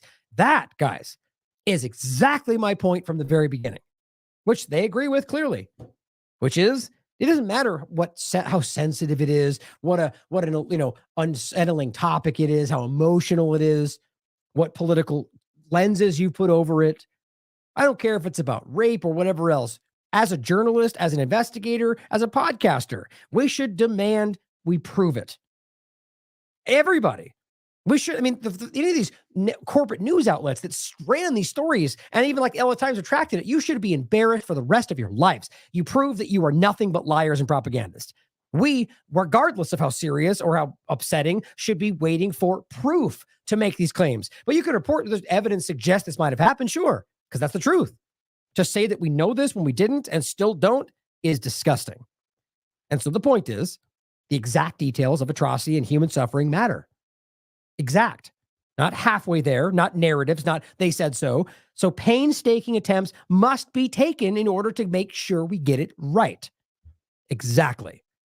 Furthermore, and in line with the above, it goes on, we call for more critical and forensic analyses of the sources that dominate the discussion of sexual violence on October 7th. Yeah, which is not what Israel wants. In fact, they've pushed back on anybody else investigating, which is very telling. It says the Lemkin Institute hesitates to blindly follow what may be, at least in part, Israeli state propaganda, given that the Israeli state has been weaponizing sexual violence against women on October 7th to justify genocide against Palestinians. Not proof, but just simply claiming it happened and then using that to murder people in Gaza. It says, we are keenly aware that false charges of sexualized violence are common in situations of colonial occupation, which is what this is. No question. And within radicalized hierarchies of power, also what this is. As evidenced by the practice of lynching in the Jim Crow United States and the false atrocities charges, including sexualized violence that were leveled by Germans against the Hero people at the start of the Herero genocide in 1904. This context must also be taken into consideration, right? It's the same concept. Why we can't fathom that they might lob claims of sexual abuse to be able to dehumanize the people they want to kill. It's what they've always done. It says, we further call on Israeli authorities to cooperate with international bodies to document the atrocities of October 7th. But they won't, while blaming everybody else for not just blindly listening to what they have to say, even though they've been caught lying repeatedly, because that makes sense, right? The Independent International Commission of Inquiry on the Occupied Palestinian Territories, including East Jerusalem and Israel, has approached physicians and hospital staff who treated victims on October 7th, as well as released hostages held by Hamas for evidence of war crimes, including gender-based crimes. But on January 15th, Israel's health ministry discouraged. In fact, they went further than discouraging. They said, you will not talk to people at the UN. They told you weren't allowed to engage with their investigation. And that same thing after Pramila Patton, the point was that's their choice. They picked her. Nobody else is allowed to investigate. That's what they said. Even when she said we need a fuller investigation, they said that's not happening. I don't know why everybody can't see how clear this is, but it says they discouraged members of the healthcare system from engaging with UN bodies. Independent international investigations will help ensure that Israeli survivors of sexual violence on October 7th, should they have happened, are believed, and that the experiences of victims are taken seriously, while also ensuring that the investigation is impartial and just. But the problem is what they did, as we already explained, is create exactly what we're dealing with, which is why now it's impossible to know for sure without more proof. And that's what they've done. Now let's go over what they're talking about, what happens in genocide, and the reality of what they are currently doing. Here is a report that is not conjecture and subjective and hypotheticals and what they heard and said from 4 other people, what actual evidence on the ground of the occupied territories and inside of the Israeli prisons, which goes back as far as you can look. UN experts appalled by reported human rights violations against Palestinian women and girls. And guys, this is an age-old story. It goes back as far as you want to look. Here is just one example, and this is February 19th, 2024, right? This is post-October 7th. The experts expressed serious concern about the arbitrary detention of hundreds of Palestinian women and girls, including human rights defenders, journalists, humanitarian workers in Gaza and the West Bank since October 7th. They're proudly doing this. They've made very clear. And the UN says this, and the US and everybody else didn't even they say a word. That's why this has been so clear to average people. Many have reportedly been subjected to inhuman and degrading treatment, denied menstruation pads, food and medicine, and severely beaten. Now, take a glance over to all the other people that have come back. Maybe save for her, who says otherwise. Maybe she's telling the truth, maybe not. Point is, consider it, but also consider that everybody else that's come back has said the opposite. They were treated kindly. They were given food. The one girl said they treated her like a queen. She said specifically they treated women like queens. And she said they gave her the nickname of water or whatever it was. I think it was something like that. And a couple months later, she's like, they raped me and it was terrible. Okay, maybe she was telling the truth. I don't see why they would come out and lie after they're safe home about being treated kindly. Maybe they wouldn't say what happened. So that doesn't really make sense to me. But either way, this seems to contradict what everybody else was saying in regard to what they're doing. I know I said that wrong. Since we're talking about many have reported being subjected to inhumane treatment of people being held by Israelis. My point is what happened to the people coming back claiming rape, which is the one over here with the New York Times article. Everybody else challenges that. Sorry, I just didn't want to make sure that wasn't confusing. And it says, on at least one occasion, Palestinian women detained in Gaza were allegedly kept in a cage in the rain and cold without food. Quote, we are particularly distressed by reports that Palestinian women and girls in detention have also been subjected to multiple forms of sexual assault, such as being stripped naked and searched by male Israeli army officers. At least 2 female Palestinian detainees were reportedly raped, while others were reportedly threatened with rape and sexual violence, the experts said. They also noted that photos of female detainees in degrading circumstances were also reportedly taken by the Israeli army and uploaded online. So there's examples of how it's not debatable, guys. We all see this. They're posting this stuff on Telegram, Instagram. And on top of all of that, there's a clear precedent going back decades for this. And the UN has been waving their hands about this for a really long time. So this is clear. When you see narratives that have been put forward by people that have already been caught lying, even then they say, okay, we'll investigate, but they don't come out and say, we know it and we're concerned about it. And that made them angry. So the Zionists screamed and called them all racist. And that we can see how it's gone from there. But it finishes by saying the experts expressed concern that an unknown number of Palestinian women and children, including girls, have reportedly gone missing after contact with the Israeli army in Gaza. That's terrifying. There are disturbing reports of at least one female infant forcibly transferred by the Israeli army into Israel and of children being separated from their parents, whose whereabouts remain unknown. Just transferring this child into the hands of an Israeli family, probably. That's happened before. Here is the Hill in February of 2024. UN experts condemn credible reports of executions, sexual abuse by Israeli soldiers. Report from the Independent, same point, sexual abuse. Here is the Al Jazeera report. This one is actually from 2024 in January, so before the UN report. And it says, threatened with rape. Lama Qatar recalls horrors while in Israeli jails. And guys, this goes back a long way. This one goes to 2016. Israeli secretly convicted officer of raping Palestinian woman in 2016. Why was it secret? Because they don't want people to know what's happening. It's actually a pretty serious problem, it seems, that people have talked about. 92% of rape investigations in Israel are closed without charges, which doesn't mean they're not rapes, guys. And you get into this, it's a horrifying story. And it goes up. I think it was 2020 or maybe 19. It said 1 in 6 IDF members, women, are raped, or rather sexually abused. The next year, or a couple years after, at the very least, I forget, I think it was consecutive, it was 1 in 3. Clearly shows you they're working at it, right? In the sense of just controlling what they're doing in the military. It's a clear problem. People have made there's been entire conversations about this. Here is from Save the Children. July before October 7th. Stripped, beaten, and blindfolded. New research reveals ongoing violence and abuse of Palestinian children detained by Israeli military. Here's again, Jerusalem Post. Now, of course, they're challenging this. The point is, even a U.S. official has accused the IDF of sexually abusing Palestinian women. Here's one that I'm not going to play for you because I got to tell you, it's disgusting. It's actually uncomfortable for me to listen to this again. But listen to it for yourself.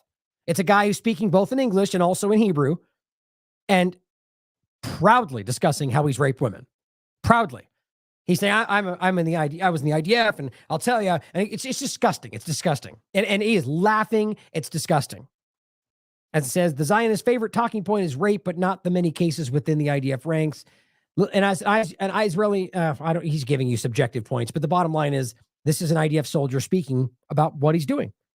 And this is somebody else's. I saw this as I was searching today. I've seen this taken directly from his account. We already talked about this, and so it's actually kind of unparalleled to me that how many of these people are continuing, even after the World Court, to post this stuff on their own social media accounts.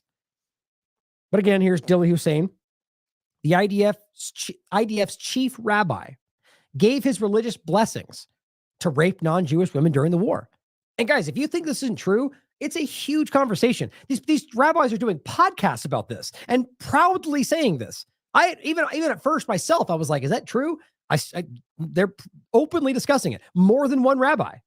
It says occupying Israeli soldiers celebrated Purim, is how you say that, by raping Palestinian women in Al-Shifa Hospital, which, by the way, has been roundly reported. Now, that's being accused of being a false story by, I think, Al Jazeera.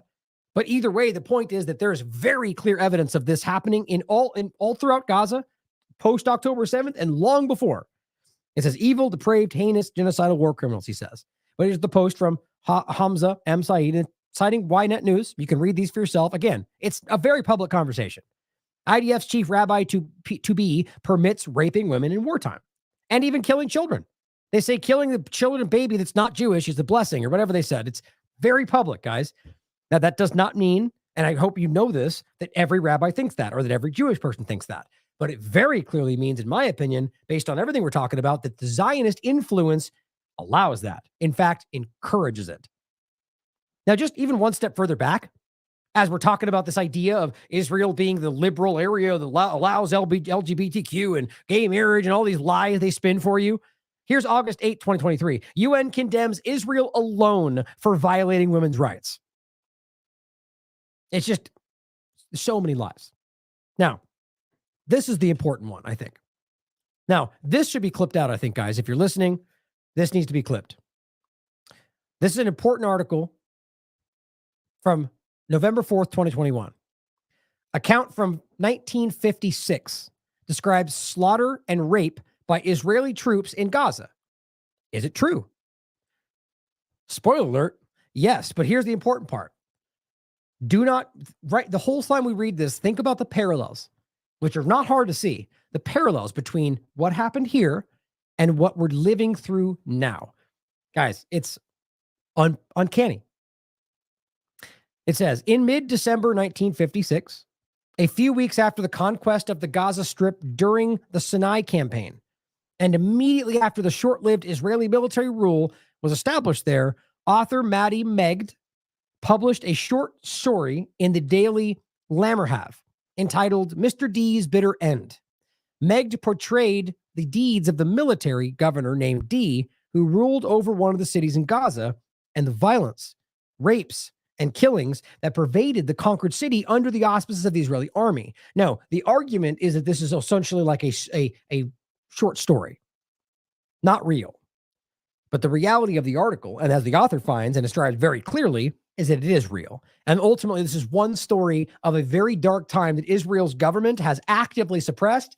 And I mean, really, an entire dark existence to this very day that they have actively suppressed. That they, in fact, have entire laws in place to stop anybody, including this very journalist, from finding these documents. And then, as they teach through their schooling system, and you get the kid that we just showed you in the orange shirt in the earlier show, growing up saying, well, they're doing everything they can. It's all the bad Palestinians, and they shouldn't even exist. And it's the same kind of thing. They don't realize that they are responsible for atrocities, or like the people that are pushing them into this world mind view are.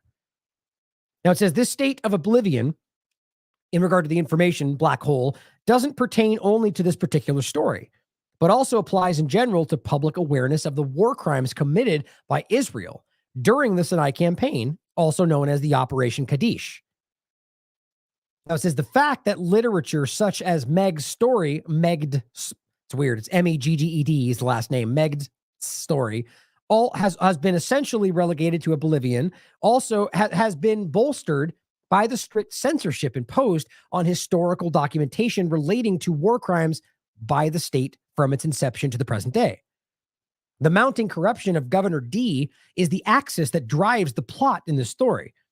At its center is his consent to the acts of rape and massacre committed by the Israeli Defense Forces soldiers. The story begins with a dark-skinned girl, bare to the waist, who receives various guests at the house of the governor, who in turn offers her up to every respectable guest.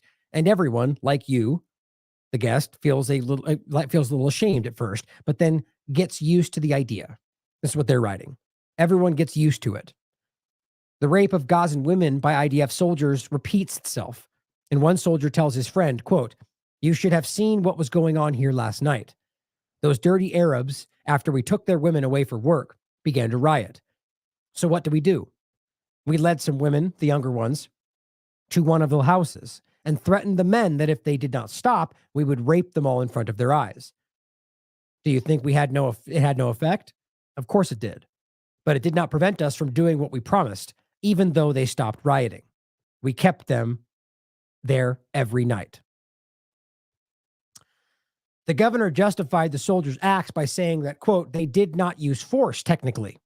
They only told the women at the beginning of the act, as they actually told me, that if they resisted, they would all be slaughtered.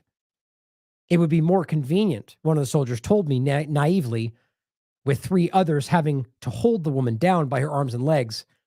The governor, the soldier said, did not care if we went wild.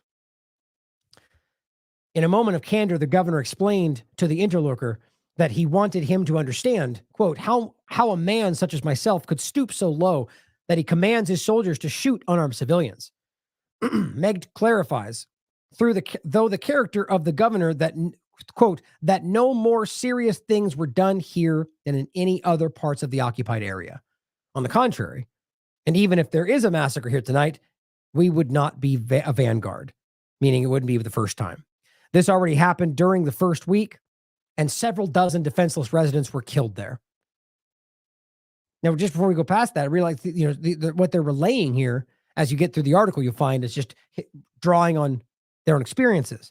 And the point being that this is outlining, even in the beginning of this, the kind of stuff we're already seeing.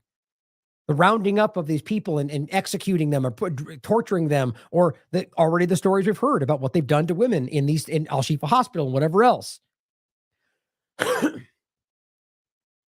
It says, today, at a remove of 65 years from the events mentioned in this story, the obstacles the state places before researchers interested in finding historical documentation of war crimes committed during Israel's brief military rule in Gaza, or everyday since or before, from November 56 to March 57, are still significant. He's just highlighting this specifically the one, what was it called?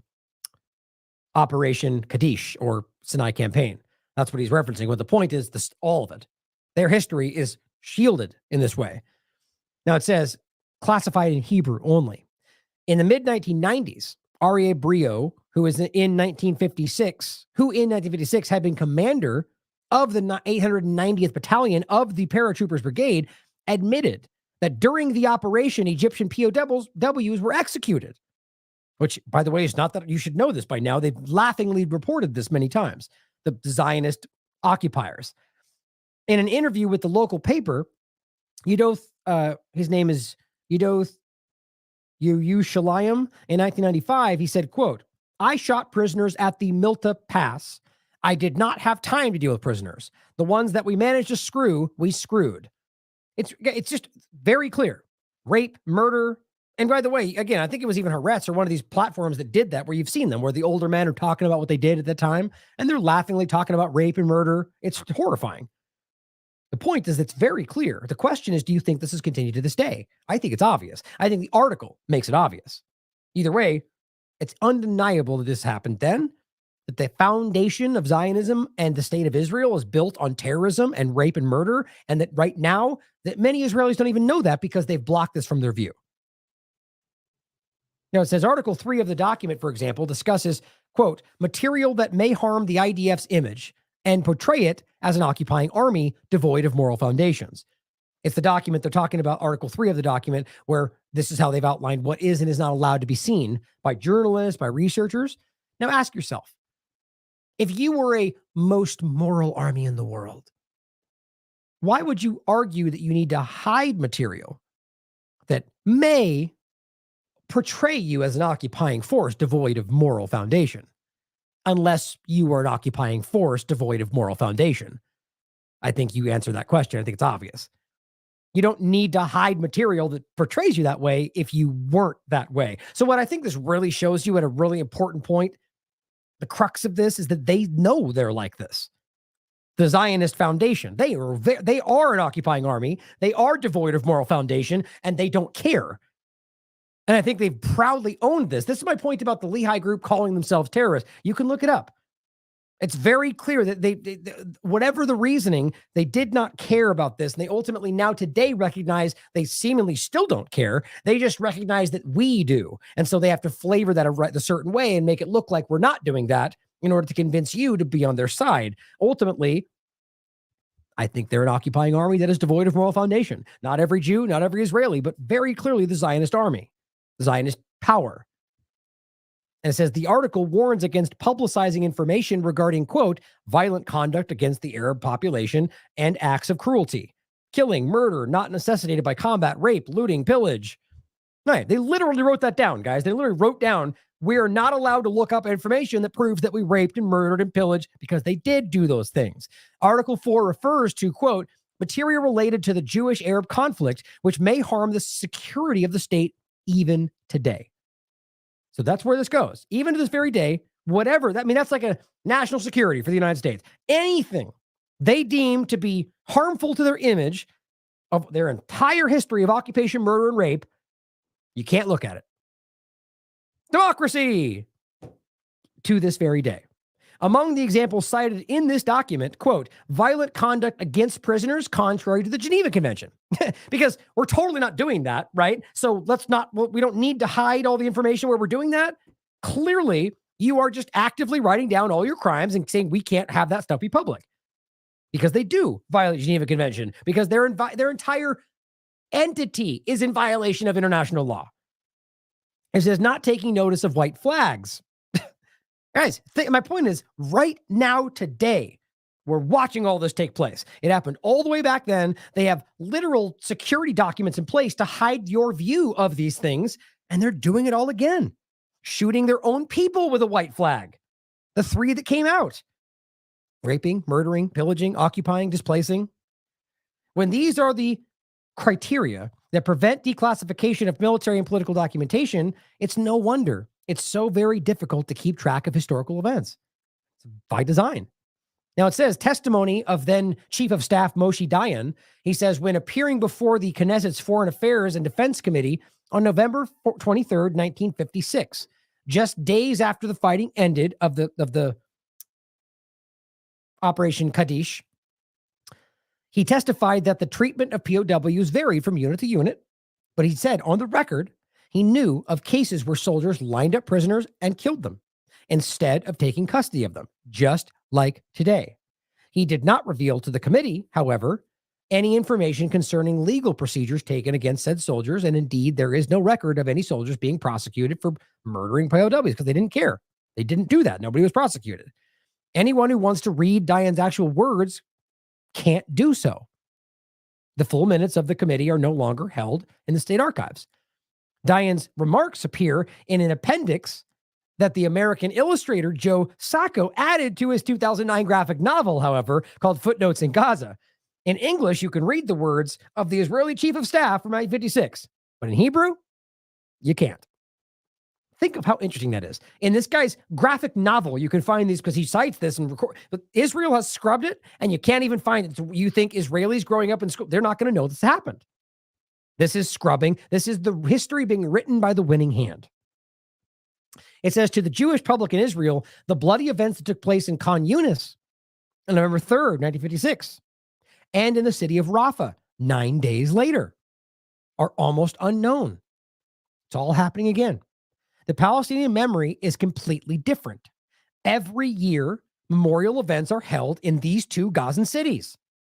And there are many web pages dedicated to commemorating the victims. Maybe that's why this is happening to a degree right now. In any case, it's obvious this is happening again. I find that pretty, the parallel is crazy to me. It's almost as if they're acting through some kind of ritual. I mean, this is wild. This, guys, is Prime Minister David Ben-Gurion following the Sinai campaign that we just talked about. The campaign full of rape and murder and horrible things. Here he is sitting calmly with a weird smile on his face in the grass after all of that. I actually think that's relevant, quite frankly. I don't know how you go through what they just did and you're sitting there smiling, picking leaves and flowers off the grass. To me, that says something about who this person is. But it says, according to the accepted Palestinian narrative, about 257 Palestinians were killed in the Khan Yunis massacre, while some 111 people killed in Rafah. These estimates seem high, he says, but there's no doubt civilians were murdered by the Israeli troops. The bulk of documents held in the IDF archive, including the investigative report of the incidents by the army, are classified. Repeated appeals on his part as a journalist in Israel writing for Haaretz to review the documentation have been denied. What a democracy. It says some of the documents are accessible in the past, but reclassified after another Haaretz correspondent, Amira Hass, wrote a brief item on Sacco's book shortly after it came out in 2009. So she writes an article about the graphic novelist who cited that person, and then they block it all again. Are we confused? It's 2009 they're doing this, guys. They're actively, currently aware of what they really are and what they know you think about that, and they're hiding everything. And by the way, that's even from their own people to a degree. The dearth of available documents in the state archive reflects an official policy that's been adopted by the foreign ministry for the purposes of international hasbara, public diplomacy. That's Haaretz. So first of all, just people that pretend hasbara is a fake thing, you can call it diplomacy all you want. If you look it up, they're very active about their own documentation about the actual institution says that it's about essentially lying to you for their interest, which that's not that shocking. Or what do you think our government does? They lie to everybody for their own purposes everywhere. But it says, while there is very little information about the bloody events in Khan Yunis, it says we have a slightly more complete picture of those in Rafah on November 12th, all the way back then. According to a foreign ministry document, demonstrations were held in the city the day before against Israel's occupation, which again makes you it's occupied, always has been, which escalated due to Prime Minister David Ben-Gurion's announcement the day before that the UN had demanded that Israel must evacuate the occupied territories. Again, guys, proving that not only did the UN always maintain that all of it was occupied, but that they needed to be gone and they just didn't care. But it says, because that happened, the foreign ministry told the Israeli embassy in Washington that, quote, the army was compelled to stop the demonstrations by force. Why? And the situation developed, quote, to the point of shooting the mob. 30 Arabs were killed. Additional details were not provided. So it's not hard to see what happened here. So they are in a location that the UN says they're not supposed to be in. And ultimately, at that point, the foreign ministry told the Israeli embassy in Washington that they felt compelled to shoot at these people who were innocent, peaceful demonstrators, according to the documentation. And this is the reality of the foundation here, guys. And we're about to see the same thing happen in Rafah again, but far, far worse. Now it says, a day after the bloody demonstrations, a day after, the 44th Battalion of the 12th Brigade, under the command of General David Dado Elzar, was instructed to round up local men aged 18 to 45 and hold them in a temporary prison camp as part of a weapons search. Does that sound familiar to anybody? Rounding up every man you can find, and sometimes women, stripping them naked, blindfolding them, just in case for weapons, for bomb. It's the excuse they're using today to murder innocent people. Similar operations were carried out elsewhere in the Strip, and such activities often ended without violent friction. But on the morning of November 12th, a curfew was imposed on the residents of Rafah because that seems legitimate, right? This is the same place the UN said they weren't supposed to be in. So then they impose a curfew. And efforts to gather and imprison local men, which is also illegal, then deteriorated into a bloodbath. And of course, they blame the Palestinians, like they always do, right to this very day. Even though they were illegally there in the first place, they were told to leave. They didn't care. They shot all the protesters. Then they make a curfew, which is also illegal. They don't leave. Then when they get mad about that, they shoot all the rest of them. Who's the victim here? According to Israel's version of events, which is presented, among other things, in the testimony Elzar gave to an officer appointed to investigate the affair, sort of like we investigate ourselves and found ourselves not guilty. His testimony is currently classified, of course, because that's how this works. The unit opened fire at those who attempted to escape and those who did not follow orders. And as a result, 30 civilians were killed. So the bottom line is, they just didn't want to be controlled by you. They weren't hurting anybody. They tried to get away.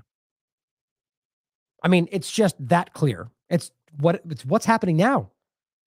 Except the reverse was they don't want to leave their own territory, which you forced them into technically, and now you're killing them either way. A Gaza resident who testified 2 weeks later before the UN representatives at the scene gave a different version. The killing does not stop. They grabbed 2,000 people, stood them up against a wall, and shot them. Now, of course, they could be lying too. But the point is, even Israel's admitting that they killed people for no reason. They're just saying it was a lot more. Now, it says Colonel Robert Bayard, chairman of the Egyptian-Israeli Mixed Armistice Commission, wrote that after hearing a number of accounts, he, quote, arrived at the conclusion that the treatment of civilians is harsh and unjust, and a large number of people were shot in cold blood for no apparent reason. That's after speaking to the Israelis, most of which admitted it because they weren't hiding it at this point. And yet we debate this, and Israelis don't know this because they censor and hide all the information. Same thing is happening today. It says, in a telegram sent to UN officials in New York about the events in Rafah, all the way back then, he wrote, quote, on Tuesday morning, the men of the town were ordered out for screening, but they refused to leave their homes. When Israel soldiers went from house to house to bring them out, some began running away. Fire was opened on them. You think anybody was ever held accountable for this? Hardly. The mood in Gaza can perhaps best be assessed on the basis of a letter sent by the Golani Brigade soldier to his girlfriend on November 6th, the day after the Sinai campaign concluded, which is kept in the IDF archive like everything else. Quote, only the Arabs are to blame for this, and every opportunity I take revenge on them. He wrote, I am not satisfied with the amount of people I have already killed. We killed hundreds, but for me, it is not enough. At every opportunity, I take revenge on them, and opportunities are not lacking, especially these days when I am among thousands of Arabs. They are under curfew, and this is a great opportunity to do anything we want to them. And I'm doing just that. And I won't stop until I'm on my way home, I swear. My God. Guys, this is public information. At the time, it was proudly discussed. This is sent by one of their assets. The point is, guys, this is exactly what's happening, and they're even saying this stuff to cameras today. Not every Jew, not every Israeli, but a huge portion of the people influenced by the Zionist agenda. It says, member of Knesset, Esther Velenska, raised an issue of the massacres in the Knesset. Quote, the whole country has heard about this and is talking about these acts. To make sure we're talking about this same one.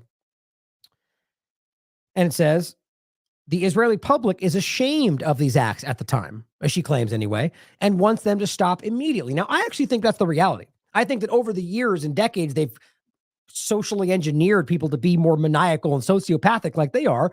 But I think at the time, they had lied to the Jewish community to convince them to come to the state of Israel that they illegally took.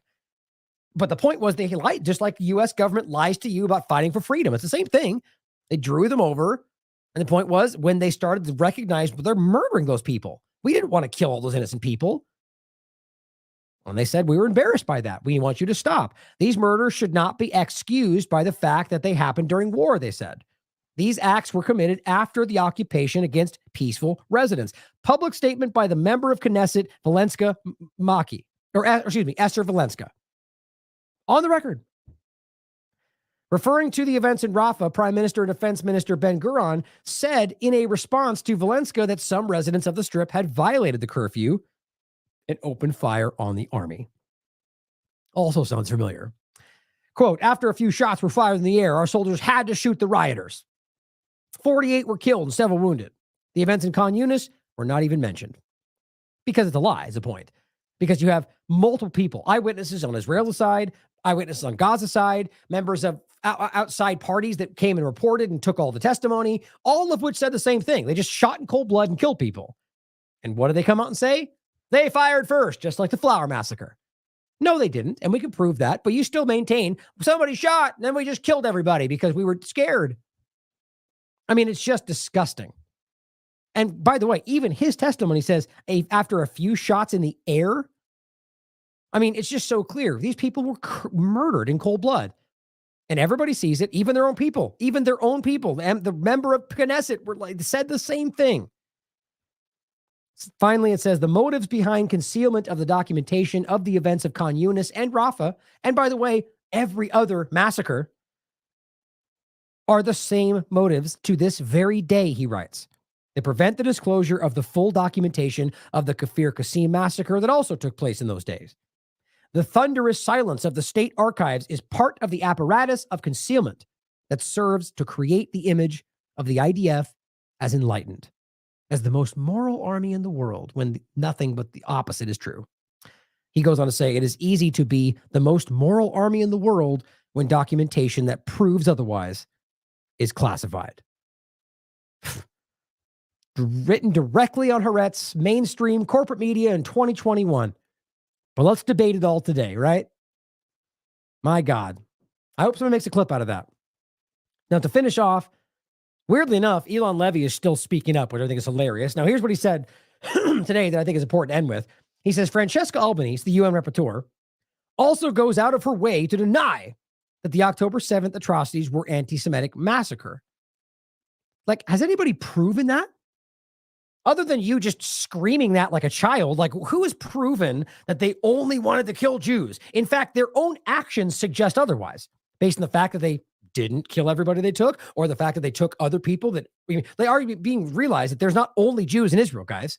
On top, the main point being that these are obviously everything they put forward about mass rape and about killing everybody no matter what, and about torture and about everything you're looking at defies that.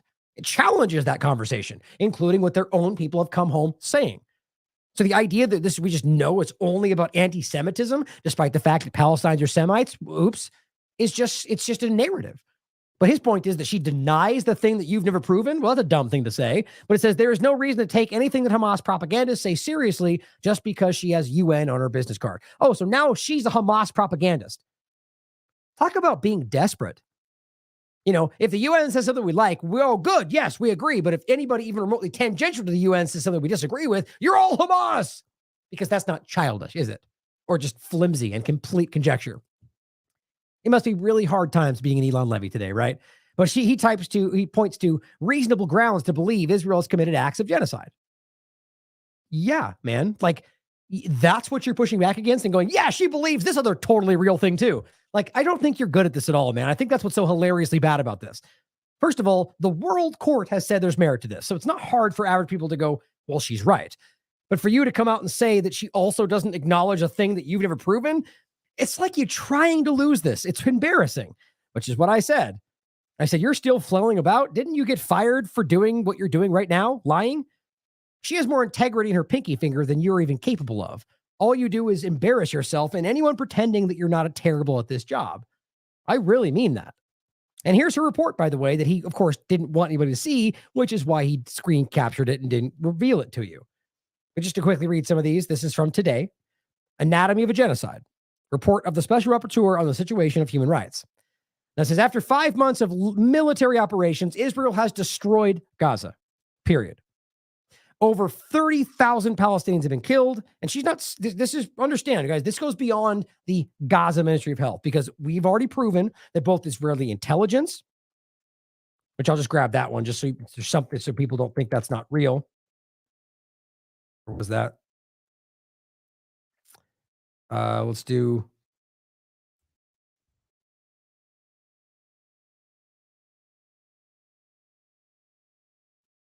There it is.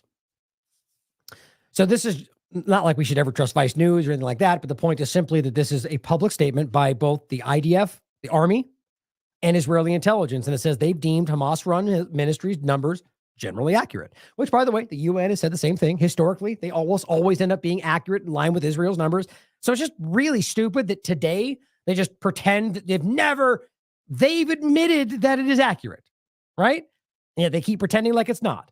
Her point is simply that these are numbers that are backed up now by Hamas, but also by Israel. 30,000 killed, including over 13,000 children, over 12,000 presumed dead. Simply saying 70% of residential areas have been destroyed. 80% of whole population has been forcibly displaced. Thousands of family members have lost loved ones or have been wiped out. Many could not bury or mourn their relatives, forced instead to leave their bodies decomposing in homes, or when the IDF left babies decomposing in the hospital. Thousands have been detained and systematically subjected to inhuman and degrading treatment. Incalculable collective trauma will be experienced for generations to come. At one point, I want to not miss 71 injured, with many with life-changing mutilations. In this report, the special rapporteur, Francesca Albanese, addresses the crime of genocide as perpetuated by the state of Israel. And it says, specifically since October 7th, as Israel prohibits her visits, this report is based on data analysis from organizations on the ground, international jurisprudence, investigative reports, and consultations with affected individuals, authorities, civil societies, and experts, all of which who say the same thing. Firmly condemns, the crimes committed by Hamas and other Palestinian groups, which, by the way, is hilarious because they continue. How come you never condemn? She does it every time. So even that narrative falls on its face because she does, ever since the beginning, has condemned their acts, whether you agree with that or not. And then it goes on to say, and you're committing genocide, and they just can't handle that because they are. And in the West Bank as well. I think, generally you can read most of it for yourself. They're just making it very clear how much has been going. I mean, the death from previous wars, it's just obvious this is not new, and she knows that. Now, I'm going to skip this as well for time because we ran way long today. But there's a great clip here from Sam Husseini speaking with, RT? And it just says, watch Sam Husseini break down the U.S.-Israeli establishment seems to be working toward making Netanyahu the singular fall guy, which we've also been talking about, right? I mean, we called that right at the beginning. I sense that if they were needed to, they would make him the one that would go and pretend like the rest of the government was okay. It's not. In fact, most of it that is leading this is worse than Netanyahu, which is scary. He says, I think Schumer's statements are part of the manipulation, he says. And that's a good point. I think I agree with that. Yeah, they're all trying to play this game where it looks like they're battling with each other when they're all in line with Israel. That's the truth. Lastly, I'll include this, by the way, before I leave. The Vice article for you guys so I don't miss that in the show notes. There we go. Lastly, I'll leave you with this video, as I've done a lot from Char Judaism, just to show you, for those that don't want to acknowledge it, whether you agree with it or not, there is a huge group out there, both in Israel, in the United States, in London, all over the world, of Jews who will tell you, as they write here, Jews and Muslims in brotherhood. A Jewish young man and a Muslim young man attended the Palestine rally together to support the Palestinian people. They do not believe that Israel is a state for the Jews. They do not believe Zionism is Judaism, that they believe that Zionism is hijacking the religion of Judaism, and they're manipulating you. Now, you can disagree with that, but at least consider what they're saying and think about it for a second. And I'll leave you with this clip just to show you that there are a lot of people out there that are, crossing these lines, these arbitrary, illusory lines to fight against what they think is wrong. And that's all we're trying to do. Right? Left, right, up, down, these ridiculous lines they draw for you. How about we just fight for what we believe is right? Now, I know a lot of people in the paradigm think that's what they're doing, and maybe they are. Maybe they just happen to align exactly, but I'll promise you there will come a time where you will feel conflicted, and you'll probably choose just to omit that part of the conversation, but you'll realize that there are agendas within these paradigms, and they'll try to convince you that, yes, it is agenda, but it's just because we have to fight the bad guys over there that are even worse. Your little small version of the lesser of two evils, when in reality, you should just be supporting any policy, no matter what side it falls on, if you believe in it, if you believe it's right, that you believe it's fighting for the right things. That's all it really comes down to. We are fighting every day to show the world a better path. and show people that we can strike that path. And we already are. And it's only because of very lost and dangerous people that have found themselves in positions of power that do not want us to take that path. We're this close, guys. I've never seen it this close. The world is changing in front of us right now, but it can just as easily swing in the wrong direction. So we need to continue to push this awareness and fight for the things we do believe in. And that's going to vary between all of us. But I believe if we all just generally ignore the partisan games and the different political sides and just truly listen to our heart, I think more often than not, we will take the right direction. I believe that. You can believe that's touchy-feely if you want. I believe that ultimately it's the effort to stop us from thinking like that that is allowing this to happen. So at the very least, keep fighting for the truth, because it's clearly working and they're clearly trying to stop it. So thank you for being here. As always, question everything. Come to your own conclusions. Stay vigilant.